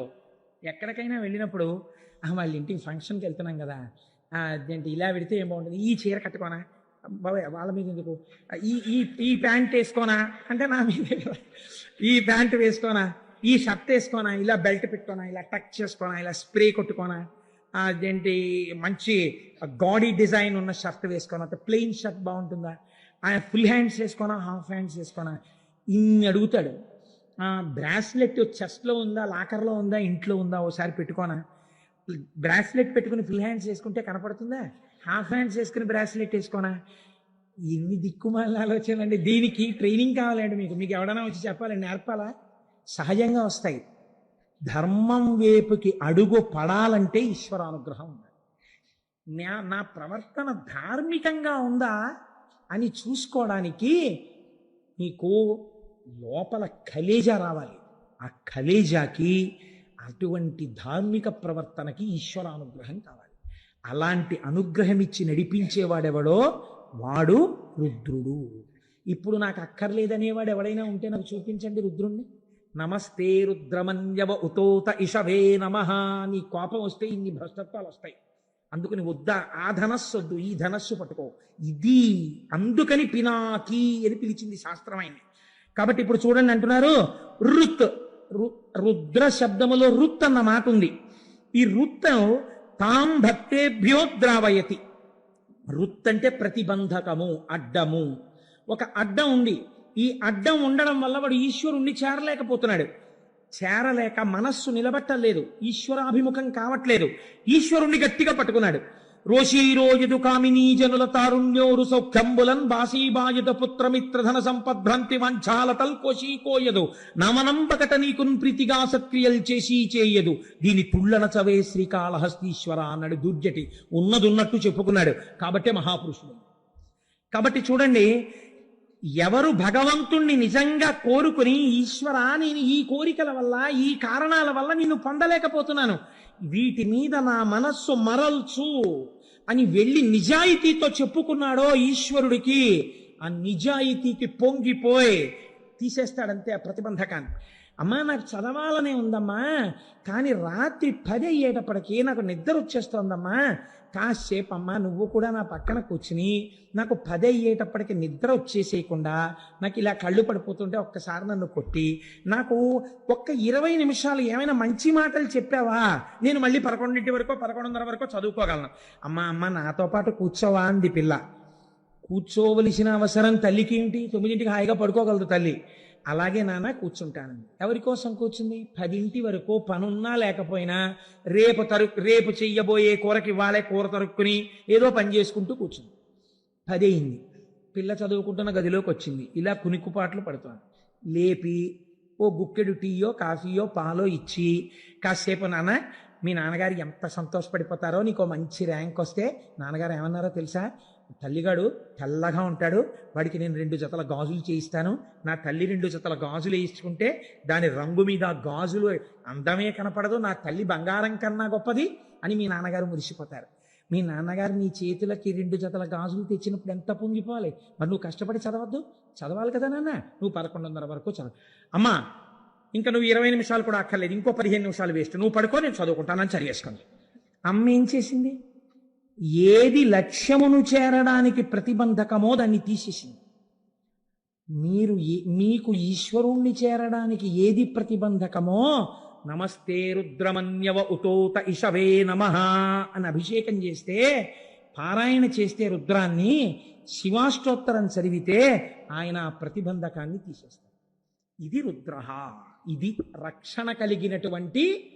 అందుకని నమస్తే రుద్రమన్యవ అంటూ వెళ్ళి ఆ చేతిలో ధనస్సును రుద్రశబ్దంతో కలపడం వెనకాల కారణం అది. ఇప్పుడు రోదయతి శత్రువున్ రుద్రః, ఇప్పటి వరకు మిమ్మల్ని ఏడిపించిన వారు లేదా లోకమునకు శత్రువులైన వాళ్ళు, అంటే ఈశ్వరుడు ప్రతిపాదించినటువంటి ధర్మమునకు విరుద్ధమైన మార్గములో ప్రవర్తించడమునందు మమేకమైన వారు, అటువంటి వారిని ఏడిపించేవాడు. అంటే మాకు ఒంట్లో బలం ఉంది కదా అని తిరిగారు రాక్షసులు, అంటే ఈశ్వర మార్గమును విస్మరించిన వారు, వాళ్ళని మట్టు పెట్టగలిగిన వాడు, వాళ్ళని ఏడిపించగలిగిన వాడు. రుదం రోదనం ద్రావయతీతివా రుద్రః. నీకు అపారమైనటువంటి దుఃఖం ఉంది ఒక కారణం చేత, అది ఏదైనా కారణం కావచ్చు. ఇప్పుడు మీరు ఒక్కటి మాత్రం వేదాంతంలో జ్ఞాపకం పెట్టుకోండి, చేసిన పాపమునకు ఏడవవలసినదే ఎవడైనా. అది ఆ ఏడుపు ఎలా ఉంటుంది అంటే, మీకు బాగా ఏ వస్తువు ప్రీతిపాత్రమైతే ఆ వస్తువు జోలికి వెడితే బాగా ఏడవగలరు. అంటే పెద్ద పాపం ఉందనుకోండి, చాలా కాలం ఏడిపించాలంటే వస్తువు జోలికి వెళ్ళాలి కదండి. ఈశ్వరానుగ్రహం బాగా ఉందనుకోండి, శాశ్వతంగా దూరం చేయకుండా మీ కళ్ళ ముందే ఉంచి మీకు లేనిది చెయ్యొచ్చు ఒక్కొక్కసారి. ఇలా కూడా జరుగుతుంటుంది లోకంలో. చిత్రం ఎలా చెప్పండి? తన కొడుకే ఫోన్ చేశాడు. ఏం నాన్న బాగున్నావా అన్నాడు. నాన్నగారండి ఏం చేస్తున్నారండి అన్నాడు కొడుకో. ఏం చేస్తున్నానా? భోజనం చేస్తున్నాను రా అన్నాడు. నాన్నగారండి ఏం వండింది అమ్మ ఇవాళ అన్నాడు. అమ్మ వంకాయ అల్లం కారం పెట్టి వండిందిరా, ఎంత బాగుందో అన్నాడు.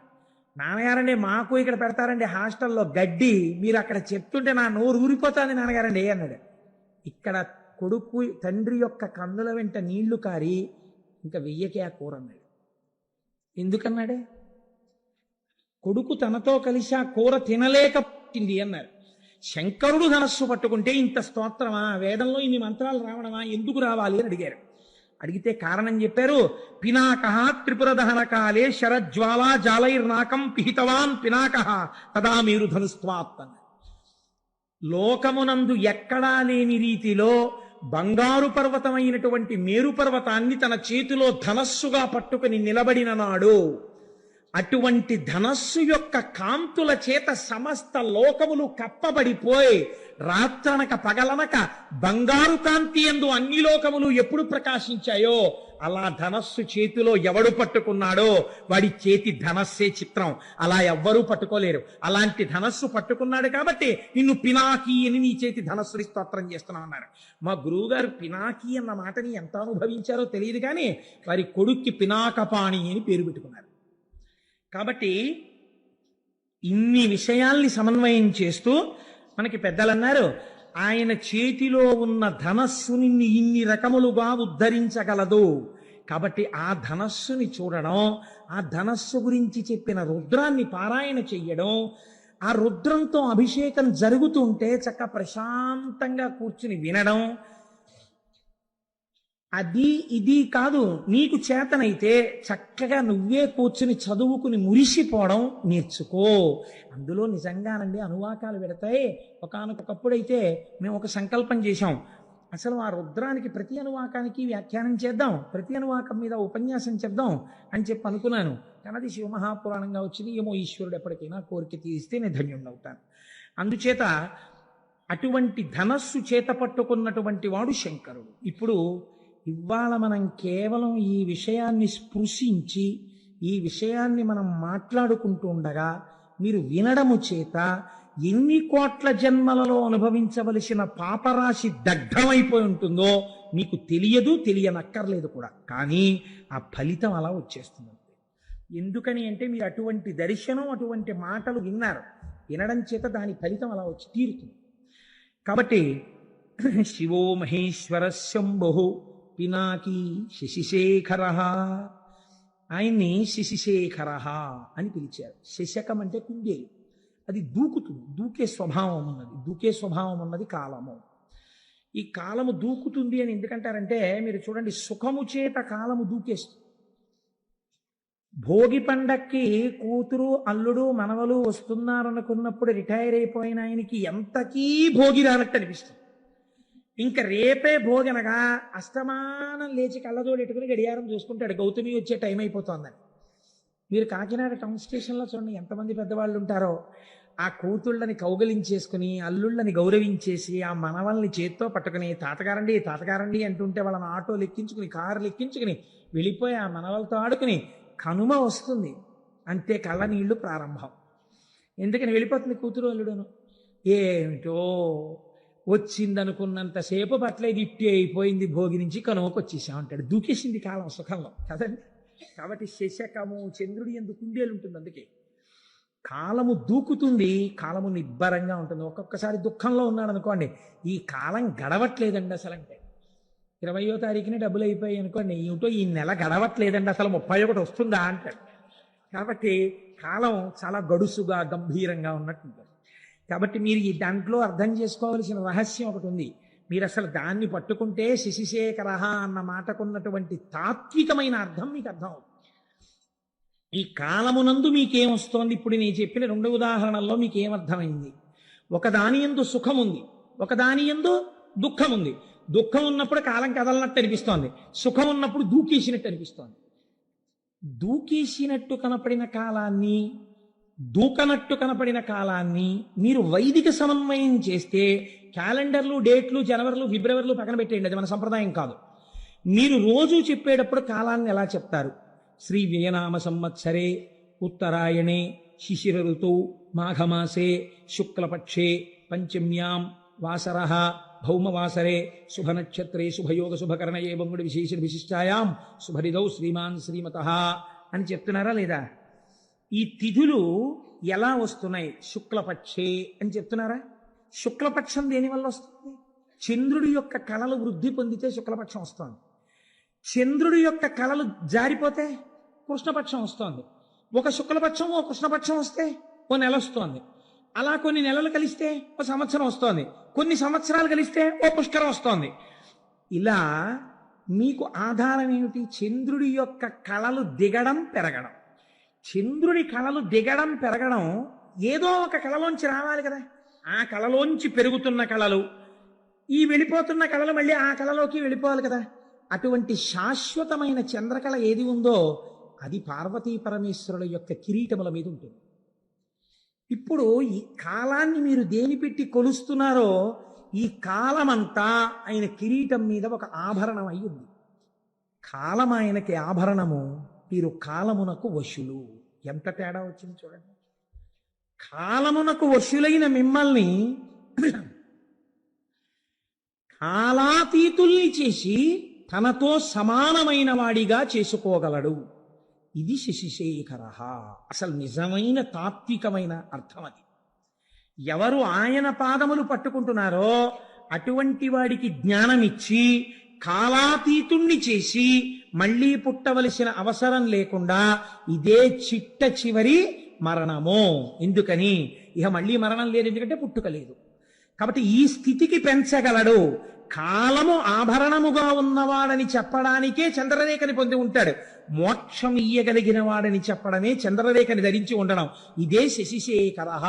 అసలు తాత్వికమైన రహస్యం అది, శశిశేఖరః అన్న మాటకి. సరే, కానీ మనం అంటాం సోమనాథలింగము అన్న విషయాన్ని ప్రస్తావన చేస్తాం. కానీ ఇది కూడా పరమ సత్యం, లేకపోతే జ్యోతిర్లింగం రాదుగా. మీరు చూడండి, మళ్ళీ ఇక్కడ ఒక చిత్రమైన మాట ఉందండి. శివ సంబంధమైన విషయాల్లో కొన్ని ఆశ్చర్యకరమైన మాటలు ఉంటాయి.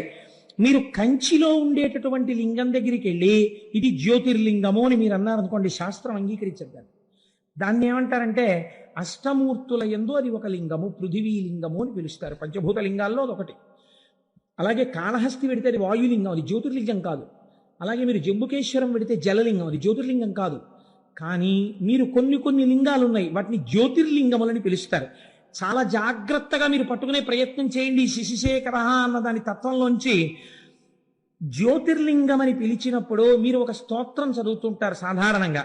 మీకు అందరికీ నోటికి వచ్చారు సౌరాష్ట్రే సోమనాథంచ శ్రీశైలే మల్లికార్జునం ఉజ్జయిన్యాం మహాకాళం ఓంకారం అమలేశ్వరం అని ఆ శ్లోకం అంతా చెప్పి ఆ చిట్ట చివర మనం ఓ మాట చెప్తుంటాం ఏతాని ద్వాదశ లింగాని అని సాయం ప్రాతర్పటేన్నర అంటాం. ఇది ద్వాదశ జ్యోతిర్లింగ స్తోత్రము అని పిలుస్తాం. ఈ 12 మీరు జ్యోతిర్లింగములు అని పిలుస్తున్నారు కదండి. జ్యోతిర్లింగము అని పిలిచినప్పుడు లింగము జ్యోతి, ఈ 12 చోట్ల ఏముండాలి? న్యాయంగా దీపం ఉండాలి, జ్యోతి ఉండాలి. కానీ మీరు సౌరాష్ట్రం వెళ్ళారనుకోండి, సోమనాథ క్షేత్రానికి వెళ్ళారనుకోండి, అక్కడ మీకు దీపం కనపడుతోందా, శివలింగం కనపడుతోందా? శివలింగమే కనపడుతోంది. శ్రీశైలే మల్లికార్జునం, మీరు శ్రీశైలం వెళ్ళారనుకోండి, శ్రీశైలంలో మల్లికార్జున లింగం కనపడుతోందా, జ్యోతి కనపడుతోందా? లింగమే కనపడుతోంది. మరి మీరు ఈ 12 జ్యోతిర్లింగాలనడానికి, ఈ 12 జ్యోతిర్లింగాలంటే మిగిలిన కంచి ఇలాంటి చోట ఉన్న లింగాలు వీటికన్నా తేడాగా ఏమైనా ఉన్నాయా? మరి వాటిని జ్యోతిర్లింగాలను మీరు ఎందుకన్నారు? ఈ 12 ఎందుకు జ్యోతిర్లింగాలు అంటారు? ఏమైనా కారణం ఉందా అలా ఎందుకు పిలుస్తారు? అంటే దీన్ని రుద్రానికి ఉన్నటువంటి ప్రార్థన గజ్జె ఎందుకు చెప్పారు. ఆపాతాల నభస్థలంత భువన బ్రహ్మాండమా విస్ఫురత్ జ్యోతిస్ఫాటికలింగమౌళి విలసత్పూర్ణిందు వాంతామృతై అస్తోకాప్లుతమేకమీశమనిశం రుద్రాను వాకాన్ జపన్ ధ్యాయేత్ ఈప్సిత సిద్ధయే అన్నారు. ధ్యాయేత్, మీరు ఆ లింగము దగ్గరికి వెళ్ళి అడిగినప్పుడు ఇహమునందు కావలసిన సౌఖ్యము నుండి మోక్షము వరకు ఏదైనా ఇవ్వగలిగిన పరబ్రహ్మస్వరూపంగా శివలింగం ఉన్నది. మీకు దొంగో చీకట్లో తెలియలేదనుకోండి, దీపం పెట్టి చూడాలి, స్పష్టంగా తెలుస్తుంది.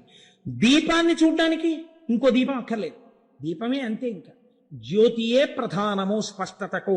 ఈ లోకమునందు జ్ఞానము పొందాలన్నా ఝాయేత్ ఈప్సిత సిద్ధయే, నాకు మోక్షం కాదండి, ఏదో వ్యాధి తగ్గాలి, ఆల్ రైట్ తగ్గిపోతుంది. నీకు ఆ పూనికుంటి. 3, ఏదో ఉద్యోగం రావాలి, వచ్చేస్తుంది నీకు. అందుకేనండి ఎవరైనా కష్టాల్లో ఉంటే దక్షారామం వెళ్ళమంటారు. 40 రోజులు 41 రోజులు దక్షారామంలో వెళ్ళి దర్శనం చేసుకోవాయా అంటారు. దక్షారామం భోగక్షేత్రం, అది ఎటువంటి భోగాన్నైనా ఇచ్చేస్తుంది మనిషికి, ఎటువంటి కోరికైనా తీర్చేస్తుంది. కాబట్టి జ్యోతిర్లింగము అంటే జాయేత ఈప్సిత సిద్ధయే. మీరు వెళ్ళి అలా చూసిన దాన్ని మళ్ళీ ఇక్కడ స్మరించి కూర్చున్నారనుకోండి, ఇది ప్రధానం. జాయేత్, చూసి కూర్చుని మళ్ళీ ఇక్కడ ఒక్కసారి స్మరిస్తే ఈప్సిత సిద్ధయే, మీ కోరిక తీరుతుంది. వేదం మీకు అభయం ఇచ్చింది. కాబట్టి కోరిక తీర్చడం దగ్గర నుంచి మోక్షం ఇవ్వడం వరకు చెయ్యగలిగినటువంటి శివలింగములే ఉన్నాయో అవి జ్యోతిర్లింగములు. అటువంటి జ్యోతిర్లింగములు స్వయంభూ, అవి ఒకరు ప్రతిష్ఠ చేసినవి కావు. ఈశ్వరుడు చిత్ర విచిత్రమైన పరిస్థితుల్లో అలా వచ్చాడు. అలా ఎందుకు వచ్చాడు అన్నదాన్ని మనం 2గా చెప్తాం శాస్త్రంలో. ఎలా చెప్తామంటే, ఒకటి స్థల పురాణము అంటాం. ఇది ఎందుకు వింటామంటే, మీరు సోమనాథం వెళ్ళారనుకోండి, అయితే శ్రీశైలం వెళ్ళారనుకోండి, శ్రీశైలం వెళ్ళి మల్లికార్జున లింగాన్ని దర్శనం చేసేసుకుని వచ్చేసారనుకోండి, ఒక స్థాయిలో గొప్పదేది. కానీ ఏమడుగుతామంటే, అయ్యా ఒక్కసారి దీని స్థల పురాణం చెప్పండి మాకు అని అడుగుతాం. అంటే ఎందుకు వచ్చిందో ఆ లింగం చెప్తారు.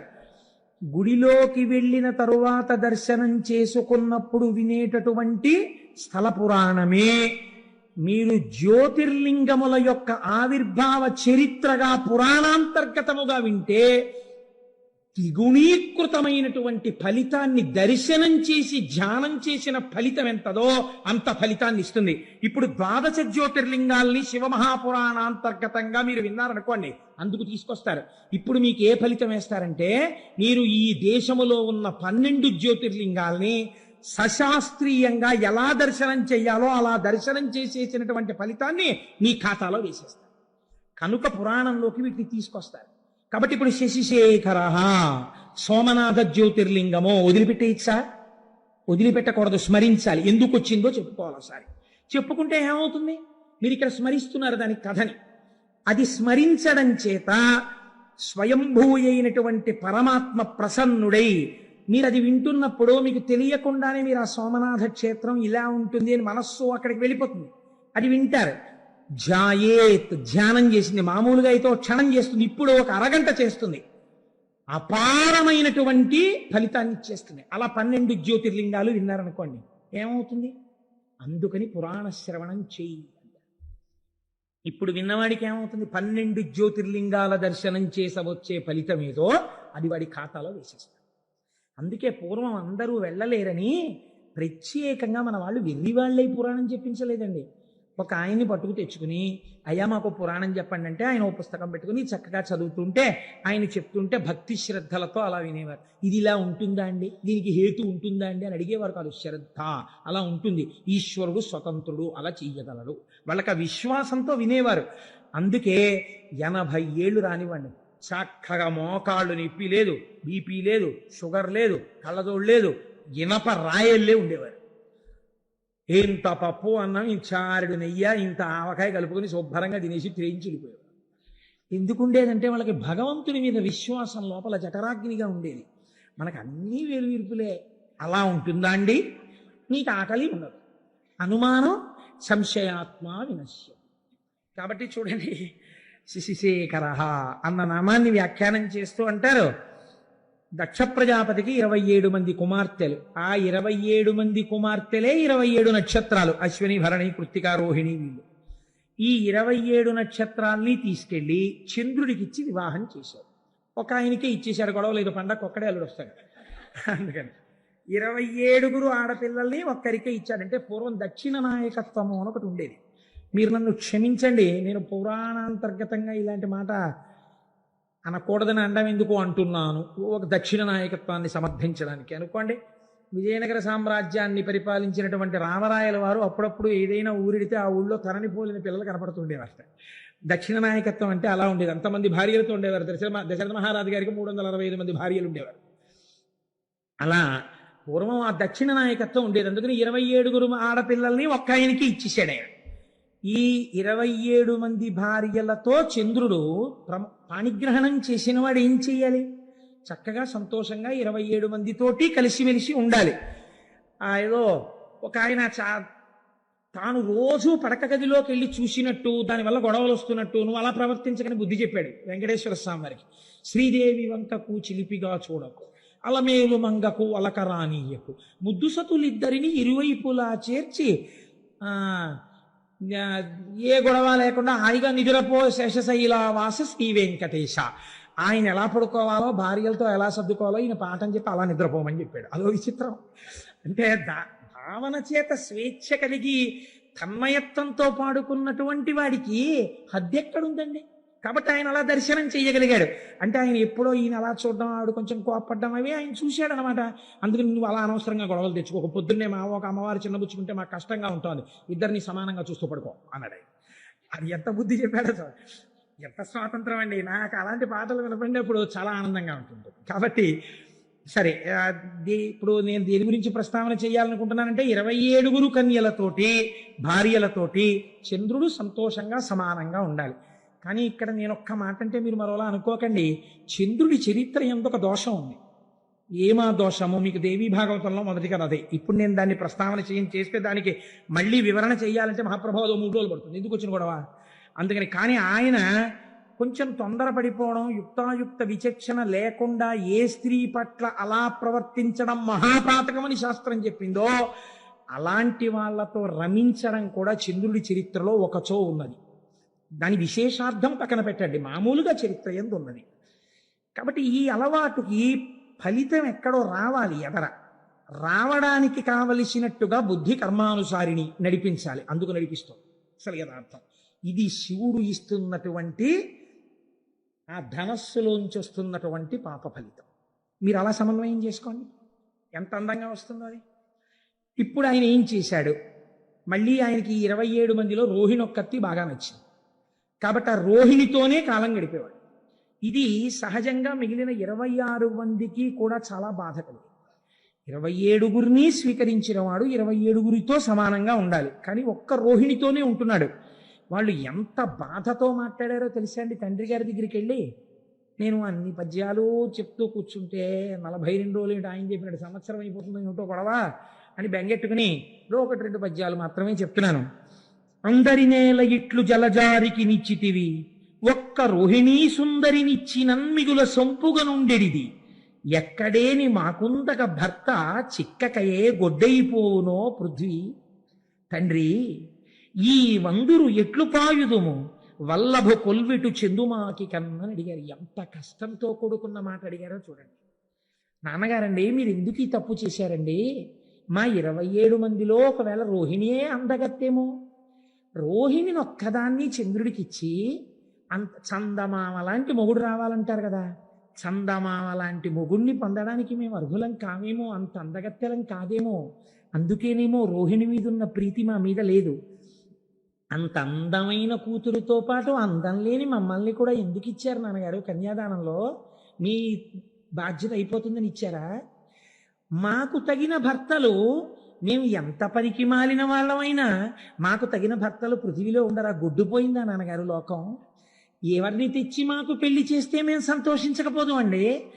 భర్త యొక్క మనస్సు చూరగొనని మా జన్మ మాకెంత బాధగా ఉందో తెలుసా నాన్నగారు? ఎంత గొప్పగా మాట్లాడారండి వాళ్ళు, ఎంత అందమైన పద్యం పడిపోయిందో చూడండి. నాన్నగారండి గొడ్డుపోయిందా లోకం? మమ్మల్ని ఎందుకు ఇచ్చారు నాన్నగారు? చంద్రుడికి 27 మందిని, ఒక్కతే అందంగా ఉంది, అందమైన రోహిణితో ఆయన ఉంటున్నాడు. అసలు మా జన్మలో మేము భర్త గారితో కలిసి ఉండి భర్త గారు మా వల్ల సంతోషపడ్డారన్న రోజు మా జీవితంలో మేము చూస్తామా నాన్నగారు అన్నారు. దీనికి వాళ్ళు చేసిన పాపం ఏంటండి? తండ్రి మనస్సు ఈ మాట విన్నప్పుడు ఎంత కుందుతుంది. కాబట్టి ఆయన చరచరాలేసి, అసలే దక్ష ప్రజాపతి ఎదర వీరభద్ర విజయం వస్తుంది కదా, గబగబా పంచ పైకి పట్టుకుని చంద్రలోకానికి వెళ్ళాడు. అల్లుడు గారు ఎదురొచ్చారు, తీసుకొచ్చారు, కూర్చోబెట్టారు. కూర్చోబెట్టిన తర్వాత అబ్బాయి నీ పరిస్థితి అంతా బాగోలేదయా, నీకు 27 పిల్లలు ఇచ్చాను.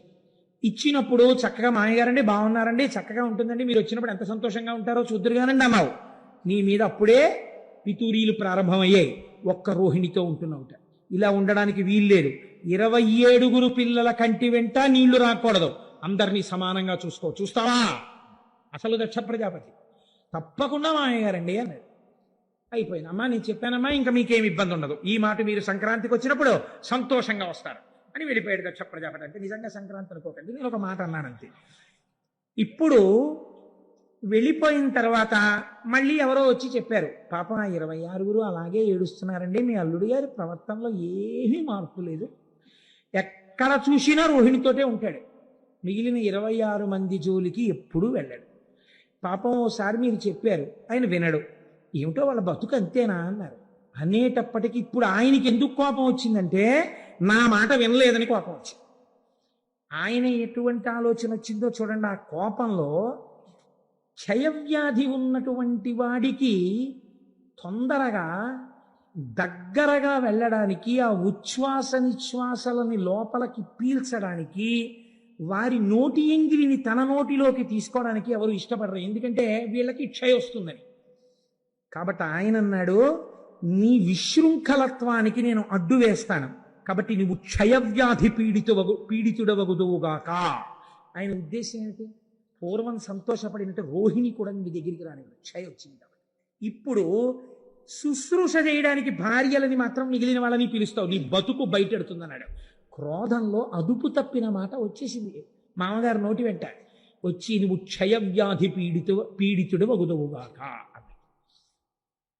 ఈయనకి క్షయవ్యాధి వచ్చింది, కానీ దేవతలందరికీ భోజనాలు పోయి ఉపవాసాలు చేసి న్యూరోబియాన్ ఇంజక్షన్లు చేయించుకోవాల్సి వచ్చింది. వాళ్ళందరూ నీరసపడి, ఇదేంటంటే చంద్రుడికి క్షయవ్యాధి వస్తే దేవతలకి నీరసం రావడం ఎందుకు అంటే ఇక్కడ ఒక పెద్ద మర్మం ఉంది. చంద్రుడు బాగా ప్రకాశిస్తే ఆయన యొక్క అనుగ్రహం చేత ఓషధులు ప్రకాశిస్తాయి. ఓషధులు బాగా ప్రకాశిస్తే ఆ ఓషధులతో కూడినటువంటి ద్రవ్యములతో యజ్ఞం చెయ్యాలి. ఈ యజ్ఞంలో ఓషధుల్ని కూడా వేస్తే ఈ హవిస్సులు దేవతలు తీసుకుంటారు. దేవతలు తీసుకుని వాళ్ళ ఆకలి తీరితే మనకు మంగళములను ఇస్తారు. దేవతలకి హవిస్సులు లేవు, లోకాలకి మంగళాలు లేవు. ఇటు వీళ్ళు మాడిపోయారు, అటు వాళ్ళు మాడిపోయారు. ఎందుకు వచ్చింది ఇదంతా? చంద్రుడికి క్షయవ్యాధి వచ్చింది. కాబట్టి ఇప్పుడు ఇది ఎవరి సమస్య అయి కూర్చుంది? చంద్రుడి వ్యక్తిగత సమస్య కాదు, అన్ని లోకాల సమస్య. ఎంత చిత్రంగా పరిగణించిందో చూడండి విషయం. ఇప్పుడు వీళ్ళందరూ మాట్లాడుకున్నారు. అత్రి మహర్షిని పిలిచారు. అందరూ కలిసి చతుర్ముఖ బ్రహ్మగారి దగ్గరికి వెళ్ళారు. పెద్ద ఆయన పాపం ఆయన్ని అడుగుతారు అందరూ. ఆయన దగ్గరికి వెళితే చూడండి, మనం సాధారణంగా ఓ మాట అంటాం, ఏమండి వీడు ఇలా తప్పు చేశాడు, కొంచెం చేయనంటే వీడికి చెయ్యాలి ఉపకారం, వీడికండి చెయ్యాలి, మీరు తండ్రి మీరు మర్చిపోయారేమో, వీడు చేసిన తప్పుడు పనులన్నీ నాకు బాగా గుర్తున్నాయి. ఎంత ఏడిపించాడంటే బృహస్పతిని, నాకు తెలీదా? ఆ రోజు నేనే కదా చతుర్ముఖ బ్రహ్మని జోక్యం చేసుకున్నాను. వీడికి అసలు ఇటువంటి ఇది రావాలి. బాగా వచ్చింది నాళ్ళకి, మామగారు బలి చేపించాడు. కానీ ఇగో వీళ్ళ కోసం ఓ మార్గం చెప్పక తప్పదు అని చెప్తాడు. చూసారా ఓ పెద్ద ఆయన, అలాగే చెప్పాడు బ్రహ్మగారు. ఆ పద్యం వినండి ఎంత గొప్పగా పడిందో. పరకాయ ప్రవేశం చేసి అత్యంత సహజమైన రచన చెయ్యడం అంటే అది. అయినను లోక సౌఖ్యమును నారసి చెప్పెదా. వీడు తుంటరవాడు, వీడికి చెప్పకూడదు అసలు. వీడి చేవ్యాధితో బాధపడినా గొడవేం లేదు. అయినను లోక సంక్షేమం కోసం చెప్తున్నారు. ఇటు మీరు అటు వాళ్ళు బాధపడుతున్నారు కదా, అందుకు చెప్తానన్నాడు బ్రహ్మగారు. ఆ ప్రభాసమాన్యోన్నత రాఘవారియగు నొద్దిక వీడత చేరి శంకరున్ పూనిక కొల్చుచున్ తపసుభూని వసించిన కొన్ని నాళ్లకి గ్లానిని మాన్పగాగలదు కాలహరుండు దృఢంబు పొండికన్. నేను చెప్తున్నాను రా ఉపాయం. ఏహి లేరు, వీడు ప్రభాస క్షేత్రానికి వెళ్ళాలి. వెళ్ళి సముద్రపు ఒడ్డున ఉంది, అది అరేబియా మహాసముద్రం అని ఇప్పుడు మనం పిలుస్తున్నామే. ఆ సముద్రపు ఒడ్డుకు వెళ్ళి కూర్చుని ఆ ప్రభాస క్షేత్రంలో ఓ గుంట తవ్వి అందులో ఒక పార్థివలింగాన్ని పెట్టుకుని పంచాక్షరీ మహామంత్ర జపాన్ని మృత్యుంజయ మహామంత్రంతో కలిపి అనుష్ఠానం చెయ్యాలి. ఎందుకని? క్షయం వచ్చేసింది కాబట్టి మృత్యుంజయ మంత్రంతో కలిపి అనుష్ఠానం చెయ్యాలి. ఎంత శాపం ఉన్నా ఇటు బ్రాహ్మణ వాక్కుని కాపాడి అటు వీడు చచ్చిపోకుండానూ కాపాడాలంటే పరబ్రహ్మమునకు తప్ప వేరొకడికి సాధ్యం కాదు. కాబట్టి శంకరుడు మాత్రమే చెయ్యాలి ఈ పని. వీడిని పార్థివలింగాన్ని అర్చన చెయ్యమనండి అన్నాడు. ఆ మాట చూడండి. ఉద్దిక వీడత చేరి బ్రహ్మగారు మాట్లాడేటప్పుడు ఈయన్ని అండం. ఆ చికాకుంది చంద్రుడి మీద, ఆయనకి కోపం ఉంది. అందుకని వీడిని అక్కడికి వెళ్ళమనండి. ఎంత బాగా అన్నాడు చూడండి. ఒద్దిక వీడట, అక్కడైనా బుద్ధిగా కూర్చోవాలి. మళ్ళీ అక్కడికి వెళ్ళి కూర్చుని ఏదో పనులు మొదలెట్టకూడదు, మళ్ళీ ఏదో శాపాలు తెచ్చుకోకూడదు, మళ్ళీ నా దగ్గర రాకూడదు. ఉద్దిక అక్కడ కూర్చుని శివుడి గురించి ఆరాధన చేయమనండి, హోమనండి అక్కడ. అలాగేనండి బాబాయ్ అన్నాడు ఇప్పుడు అని. ఇప్పుడు బయలుదేరి ప్రభాస క్షేత్రం చేశాడు. ఏం చేస్తాడు? చేసిన పాపం అనుభవించాలి, వచ్చింది శిక్ష. కాబట్టి ఇప్పుడు అక్కడ కూర్చుని పంచాక్షరీ మహామంత్రాన్ని మృత్యుంజయ మహామంత్రంతో అనుసంధానం చేశాడు. ఇది ప్రసన్నుడు అంటే ఎవడు వ్యాధినిచ్చాడో వాడే శివాశర వ్యాయాతవతయానో రుద్రమృడయా రక్షించాలి. ఇప్పుడు వెళ్ళి కూర్చుని జపం మొదలెట్టాడు. కొన్ని కోట్ల జపం అయిపోయిన తరువాత చంద్రోద్భాసిత శేఖరే స్మరహరే గంగాధరే శంకరే సర్పైర్భూషిత కంఠకర్ణ వివరే నేత్రోద్ధవైశ్వానరే దంతిత్వకృత సుందరాంబరధరే త్రైలోక్య సారే హరే మోక్షార్థం కురు చిత్త వృత్తి మమలాం అంతైస్తు కింకర్మభిః అంటారు శంకరాచార్యుల వారు. అటువంటి స్వరూపంతో భగవానుడు శంకరుడు ప్రత్యక్షమయ్యాడు. స ఉమ పార్వతీ సహితుడై ప్రత్యక్షమయ్యాడు. క్షయవ్యాధితో శుష్కించిపోయి ఉన్నాడు చంద్రుడు. ఏం నాయనా ఏమిటి నీ అభీష్టం అని అడిగాడు. అయ్యా నాకు క్షయవ్యాధి తగ్గిపోవాలండి అన్నాడు. ఇప్పుడు నీ క్షయవ్యాధి పోతుంది అని పరమాత్మ అనగలరు అంటే ఎవరి మాట పోయింది? దక్ష ప్రజాపతి మాట పోయింది. అంటే నే శాపం పెట్టేవాడిని, నువ్వు రక్షించేవాడివా అంటాడు. కాబట్టి ఇప్పుడు ఇద్దరిని దృష్టిలో పెట్టుకోవాలి. అటు పెద్ద ఆయన మాట నిలబడిపోవాలి, ఇటు పిల్లాన్ని రక్షించాలి. ఇంత తప్పు చేసి ఉన్నవాడైనా తన పాదములు పట్టుకుంటే బుద్ధిని కూడా సంస్కరించాలి. అందుకే ఆ తర్వాత చంద్రుడు 27 భార్యలతో సమానంగా లేడన్నటువంటిది లేదని చెప్పడానికి ఉదాహరణే చంద్రమానంలో మీరు చెప్తున్న తిథి కదండి. అయితే చంద్రమానంలో ఎలా జరుగుతున్నాయి తిథులన్నీ? చంద్రుడు కూడుతున్నాడు కదా నక్షత్రాలతోటి. కాబట్టి ఇప్పుడు బుద్ధిని మార్చాడు. అదే కదండి, మరి అందుకేగా రుద్రశబ్దం వాడారు మీరు. ధర్మం వైపుకు మారుస్తాడు బుద్ధిని అనే కదా మీరు రుద్రశబ్దం వాడారు. కాబట్టి ఇప్పుడు ఏం చేశాడు? బుద్ధిని ముందు మార్చి అటు పెద్ద ఆయన మాట నిలబెట్టాలి దక్ష ప్రజాపతి. కాబట్టి అన్నాడు, నీకు క్షయ ఉంటుంది కానీ 15 రోజులు క్షీణిస్తావు, 15 రోజులు వృద్ధి పొందుతుంటావు. కాబట్టి ఇంకా క్షయ పూర్తిగా లేదు కాబట్టి నశించిపోవు, ఎప్పుడూ హాయిగా ఉంటావు. సరికదా పిల్లాడా? ఎప్పుడైనా ఎవరైనా నీ పాత కథలు తలుచుకోకుండా నువ్వు పూర్తిగా ఇప్పుడు గొప్పవాడివయ్యావు, నీ చరిత్రే మారిపోయింది, నువ్వు సద్బుద్ధున్నవాడివి, నా చేత అనుగ్రహింపబడిన వాడివని తెలుసుకోవడానికి, నాతో కలిపి నీ దర్శనం చెయ్యడానికి నా పేరే నీతో కలుపుకుంటాను, చంద్రశేఖర అని పిలిపించుకుంటానని ఆ చంద్రుణ్ణి చేసి నెత్తిన పెట్టుకున్నాడు. ఏమి ఔదార్యమూర్తి అండి పరమాత్మ. ఇది ఆయన కారుణ్యం అంటే. నీకేమిటి బెంగ? కాలమునకు వశుడు కాని వాడను నేను, నా నెత్తి మీద నిన్ను పెట్టుకున్నాను రా. చతుర్ముఖ బ్రహ్మగారు అన్నాడు, వీడును పోయి ఒద్దికను అన్నారు. ఆయన అన్నారు, తప్ప అందరూ చేస్తారులే నాన్న, చేసావు, నీ బుద్ధి మార్చుకో. నీ బుద్ధి మారింది, ఇప్పుడు నిన్ను నెత్తి మీద పెట్టుకుంటాను. ఇప్పుడు మీకు ఇది విని ఏమైంది? శశిశేఖర, తప్పులు జరిగిన వాటికి వేళ్లు విరవకండి. ఇంత కారుణ్యమూర్తి అయిన శంకరుడి పాదాలు పట్టుకున్న వాడికి ఒక్కసారి పట్టుకుంటానని పూనికతో నిలబడితే మిమ్మల్ని కూడా నెత్తి మీద పెట్టుకోవడానికి ఆయన సిద్ధంగా ఉన్నాడు కదండి. అందుకని శశిశేఖర, అందుకని నెత్తి మీద చంద్రుణ్ణి పెట్టుకున్నవాడా అని ఈయన్ని పిలవలసి వచ్చింది. ఆయన క్షయవ్యాధి పోయింది, చాంద్రమానం వచ్చింది. ఇప్పుడు ఈ చంద్రుడు పార్వతీదేవికి గొప్ప భక్తుడయ్యాడు. అందుకే మనుశ్చంద్ర కుబేరశ్చాలోపాముద్రా చ మన్మద అగస్తీరగ్ని సూర్యశ్చ ఇంద్రస్కంధస్తథైవ చ అని క్రోధభట్టారకో దేవ్యా ద్వాదశామి ఉపాసకాః 12 మంది అమ్మవారి మహాభక్తులలో ఈయన కూడా ఒకడయ్యాడు. అయితే ఇక్కడ ఒక చిత్రం జరిగింది. శంకరుణ్ణి చూసి అన్నారు, స్వామి చాలా బాగుందండి, మీరు నెత్తి మీద చంద్రుణ్ణి పెట్టుకున్నారు, శశిశేఖర అన్న నామం మీకు వచ్చింది, అంతవరకు మేము ఒప్పుకున్నాం. అదే సోమనాథలింగం. స ఉమానాథుడు ఒక అర్థం. అంటే పార్వతీదేవి పక్కన ఉన్నటువంటి కారుణ్యమూర్తి, సశక్తిపరుడు కాదు. సోముడు అంటే చంద్రుడు. సోముడు ప్రార్థన చేశాడు, నన్ను ఇంత అనుగ్రహించిన నీవు ఉత్తరోత్తర ఎవరొచ్చినా రక్షించడానికి ఇక్కడే వెలియవలసినది అన్నాడు. జ్యోతిర్లింగమయ్యాడు. అందుకే అది స్వయంభూలింగాలలో, జ్యోతిర్లింగాలలో మొట్టమొదటి లింగం. మీకు తెలిసి వెళ్ళినా తెలియక వెళ్ళినా దీర్ఘకాలం పీడించేటటువంటి వ్యాధులు నయమవుతాయని, భవిష్యత్ జన్మలలో చేసిన పాపముల వలన భయంకరమైన వ్యాధులు, కుష్ఠవ్యాధి వంటి వ్యాధి రావలసినటువంటి పాపములు ఖాతాల్లో ఉండిపోయినా అవి భగ్నమైపోతాయని, సోమనాథలింగ దర్శనం చెయ్యాలని మనకి శాస్త్రం చెప్తోంది. మమ్మల్ని అనుగ్రహించి గోపాలకృష్ణ గారు తీసుకెళ్లబోతున్నారు సోమనాథలింగ దర్శనానికి ఏప్రిల్లో. కనుక ఒకరన్నారు, అయ్యా ఇక్కడ వరకు బాగుందండి, చాలా బాగుంది, సోమనాథలింగ దర్శనం చెయ్యవలసిందే. ఈ లింగం మీద కన్నుబడే ఈ దేవాలయాన్ని ఎన్ని మాటలు ధ్వంసం చేశారో కొందరు. ధ్వంసం చేస్తే మహానుభావుడు, ఉక్కు మనిషి అనిపించుకున్నటువంటి భారతదేశపు ఉప ప్రధాని చేసినటువంటి సర్దార్ వల్లభభాయ్ పటేల్ గారు, ఆయన ఆధ్వర్యంలో ఒక కమిటీ ఏర్పడి సోమనాథ దేవాలయాన్ని పునర్నిర్మాణం చేసి అత్యద్భుతమైన దేవాలయంగా రూపుదిద్దారు ఇప్పుడు. కాబట్టి ఈ చంద్రశేఖరుణ్ణి దర్శనం చేసిన మాట యథార్థం అయితే, అయ్యవారు ఇక్కడ చంద్రుణ్ణి పెట్టుకున్నాడు అనుకోండి, చాలా బాగుంది స్వామి, ఇక్కడ నువ్వు చంద్రుణ్ణి పెట్టుకున్నావు అనేసి మీరు వెళ్ళిపోగలరండి ఇంటికి. మా స్వామి పరమాచార్య స్వామి ఒక మాట చెప్పారు. ఆయన అన్నారు ఒక రోజున, ఆయన నాకు ప్రాణం అండి మహానుభావుడు, అలా వెళ్ళిపోతూ ఎక్కడో కూర్చునేవారు, ఏదో గుర్తొచ్చేది, ఆకాశంలో చంద్రుణ్ణి చూస్తే ఓ నవ్వు నవ్వేవారు.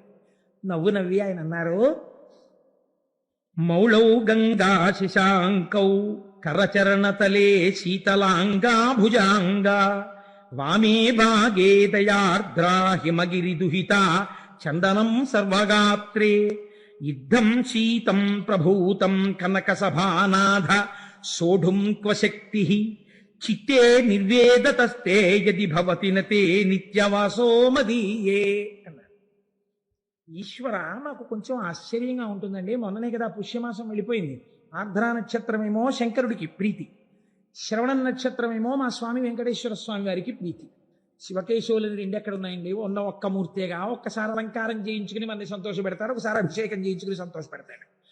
కాబట్టి ఆయన అన్నారు, మౌళౌ గంగా శశాంకౌ, ఈశ్వర నీ తలలో ఇప్పటికే గంగమ్మ ఉంది. ఆ గంగమ్మ ఉత్తినే కూర్చుంటుందా? ఎప్పుడు కదులుతుంది, ప్రవహిస్తుంది. నీరు అలా స్టాగ్నెట్ ఉండిపోతే కుడుకంపు వస్తుందండి.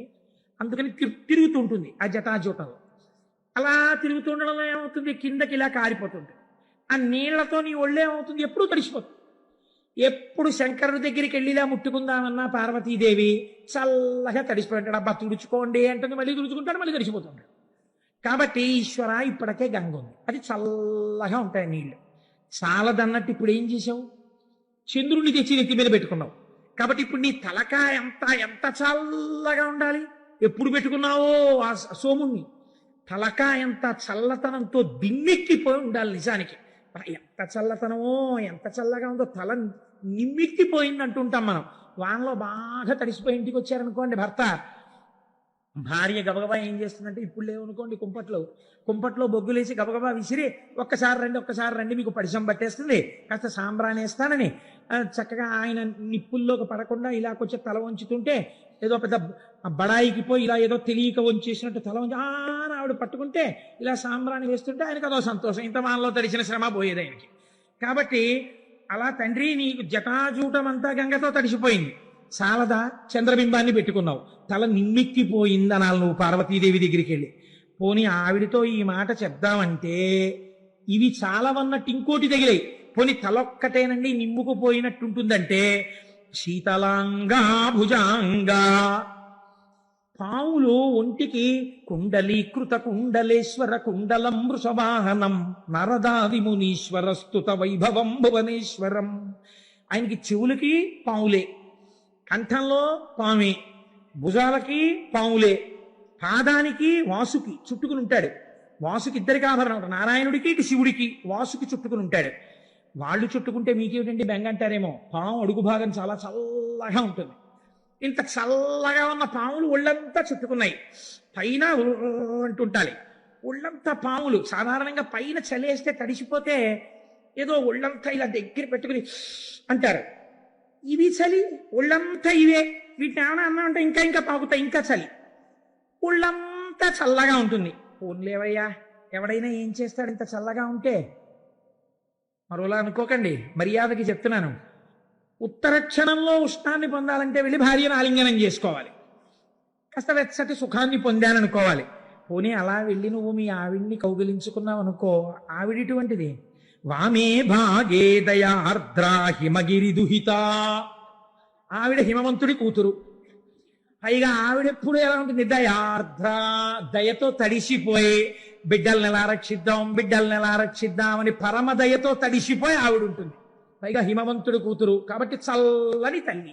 అమ్మలగన్నయమ్మ ముగురమ్మల మూలపుటమ్మ, చాలా పెద్దమ్మ, చల్లని అమ్మ. చల్లని తల్లి అండి అంటాం కదా, ఇది చల్లని తల్లి. దృశాద్రాఘీయస్యాదర దళిత నీలోత్పల రుచాదవీ అంశం దీనం స్నపయ కృపయా మమ పిశివే అంటారు శంకరాచార్యుల వారు. అలా అపారమైన దయ కళ్ళల్లోంచి కురిపించేస్తుంటుంది. ఒళ్ళేమో హిమవంతుడి కూతురు కాబట్టి తండ్రి గారి పోలికలు వచ్చాయి పిల్లకి. పిల్ల చల్లగా ఉంటుంది, ఎప్పుడు వెళ్ళి కొంచెం వెచ్చగా ఉంటుందేమో అని కౌగలించుకొని ఎడం పక్కన ఎట్టుకుంటే ఇంకొంచెం చలొచ్చింది. పోన్లేవయ్యా, కుడివైపు ఏమైనా కొంచెం తగ్గుతుందేమో అనుకుంటే భక్తులందరూ వచ్చి చందనం సర్వగాత్రే, కాస్త చలిమంటేసిన వాడు ధూపం వేసిన వాడు తక్కువ, స్వామికి చందనం రాయాలండి బొట్టెట్టాలండి అని చందనం రాశారు. అబ్బా ఎంత చలయ్యా స్వామి, నీకు ఎంత ఉనికిపోవాలి నువ్వు, గడగడగడగడగడగడ. పోనీ ఇక్కడతో ఊరుకున్నావా? ఇద్దం శీతం ప్రభూతం కనక సభానాథ సోఢుంక శక్తి. అందరూ పుష్యమాసంలో హేమంత ఋతువులో బయటికి రావడానికి కూడా ఇష్టపడక చలేసేస్తోందని దుప్పట్లు కప్పుకుని ముసుగెట్టుకు పడుకుంటే నీ నెత్తి మీద ధారాపాత్ర పెట్టి చాలదన్నట్టు సన్నటి ధార ఇలా ఉనికిపోతూ, పోని చక్కగా ఏదో మా స్వామి శ్రీమన్నారాయణుళ్ళ చక్క నీకేమైనా సుప్రభాతం చెప్పి చామంతి పూల దండలేసి నీకు చక్క ధూపం వేసి పొద్దున్నే బాలభోగం అని ఏమైనా వేడిగా కట్టు పొంగల్ చక్ర పొంగల్ తీసుకొచ్చి పెడతారా? నీకు అభిషేకాలు మొదలెడతారు పొద్దున్నే. పాపం నీకు పూజ ఎప్పుడు, నీకు అలంకారం ఇప్పుడు 11 అయ్యాక.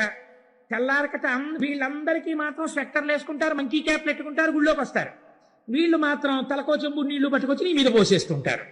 అయ్యయ్యో ఈశ్వరా, ఎంత చలయ్యా నీకు పరమాత్మ. సోఢుంప శక్తి, ఇంత చల్లగా ఉందే నీ పరిస్థితి, ఎలా తట్టుకుంటున్నావయ్యా వణకకుండా అని వెంటనే అన్నారు. నాకు అర్థమైంది ఎందుకు నీకు శక్తి వచ్చిందో తెలుసా? చిత్తే నిర్వేదతస్తే యది భవతి నతే నిత్యవాసో మదీయే. ఎప్పుడు ఆశలతో కోరికలతో ఏడుస్తూ దుఃఖంతో అటు పరిగెడుతూ ఇటు పరిగెడుతూ వేడెక్కిపోయిన నా హృదయంలో కూర్చుని ఈ వేడి తగిలి ఇంత చల్లతనానికి సరిపోలేదు, అందుకే ఇంత చల్లవన్నీ పెట్టుకున్నావు అన్నారు. ఎంతటి కారుణ్యమూర్తివయ్యా, శశిశేఖర, చంద్రశేఖరుడిగా కూడా ఇక్కడ కూర్చోవడం వల్ల ఇంత చల్లతనం నీకు సరిపోలా, వేడిక్కిపోయావు మా చిత్తముల యందుండేటటువంటి సెగకి.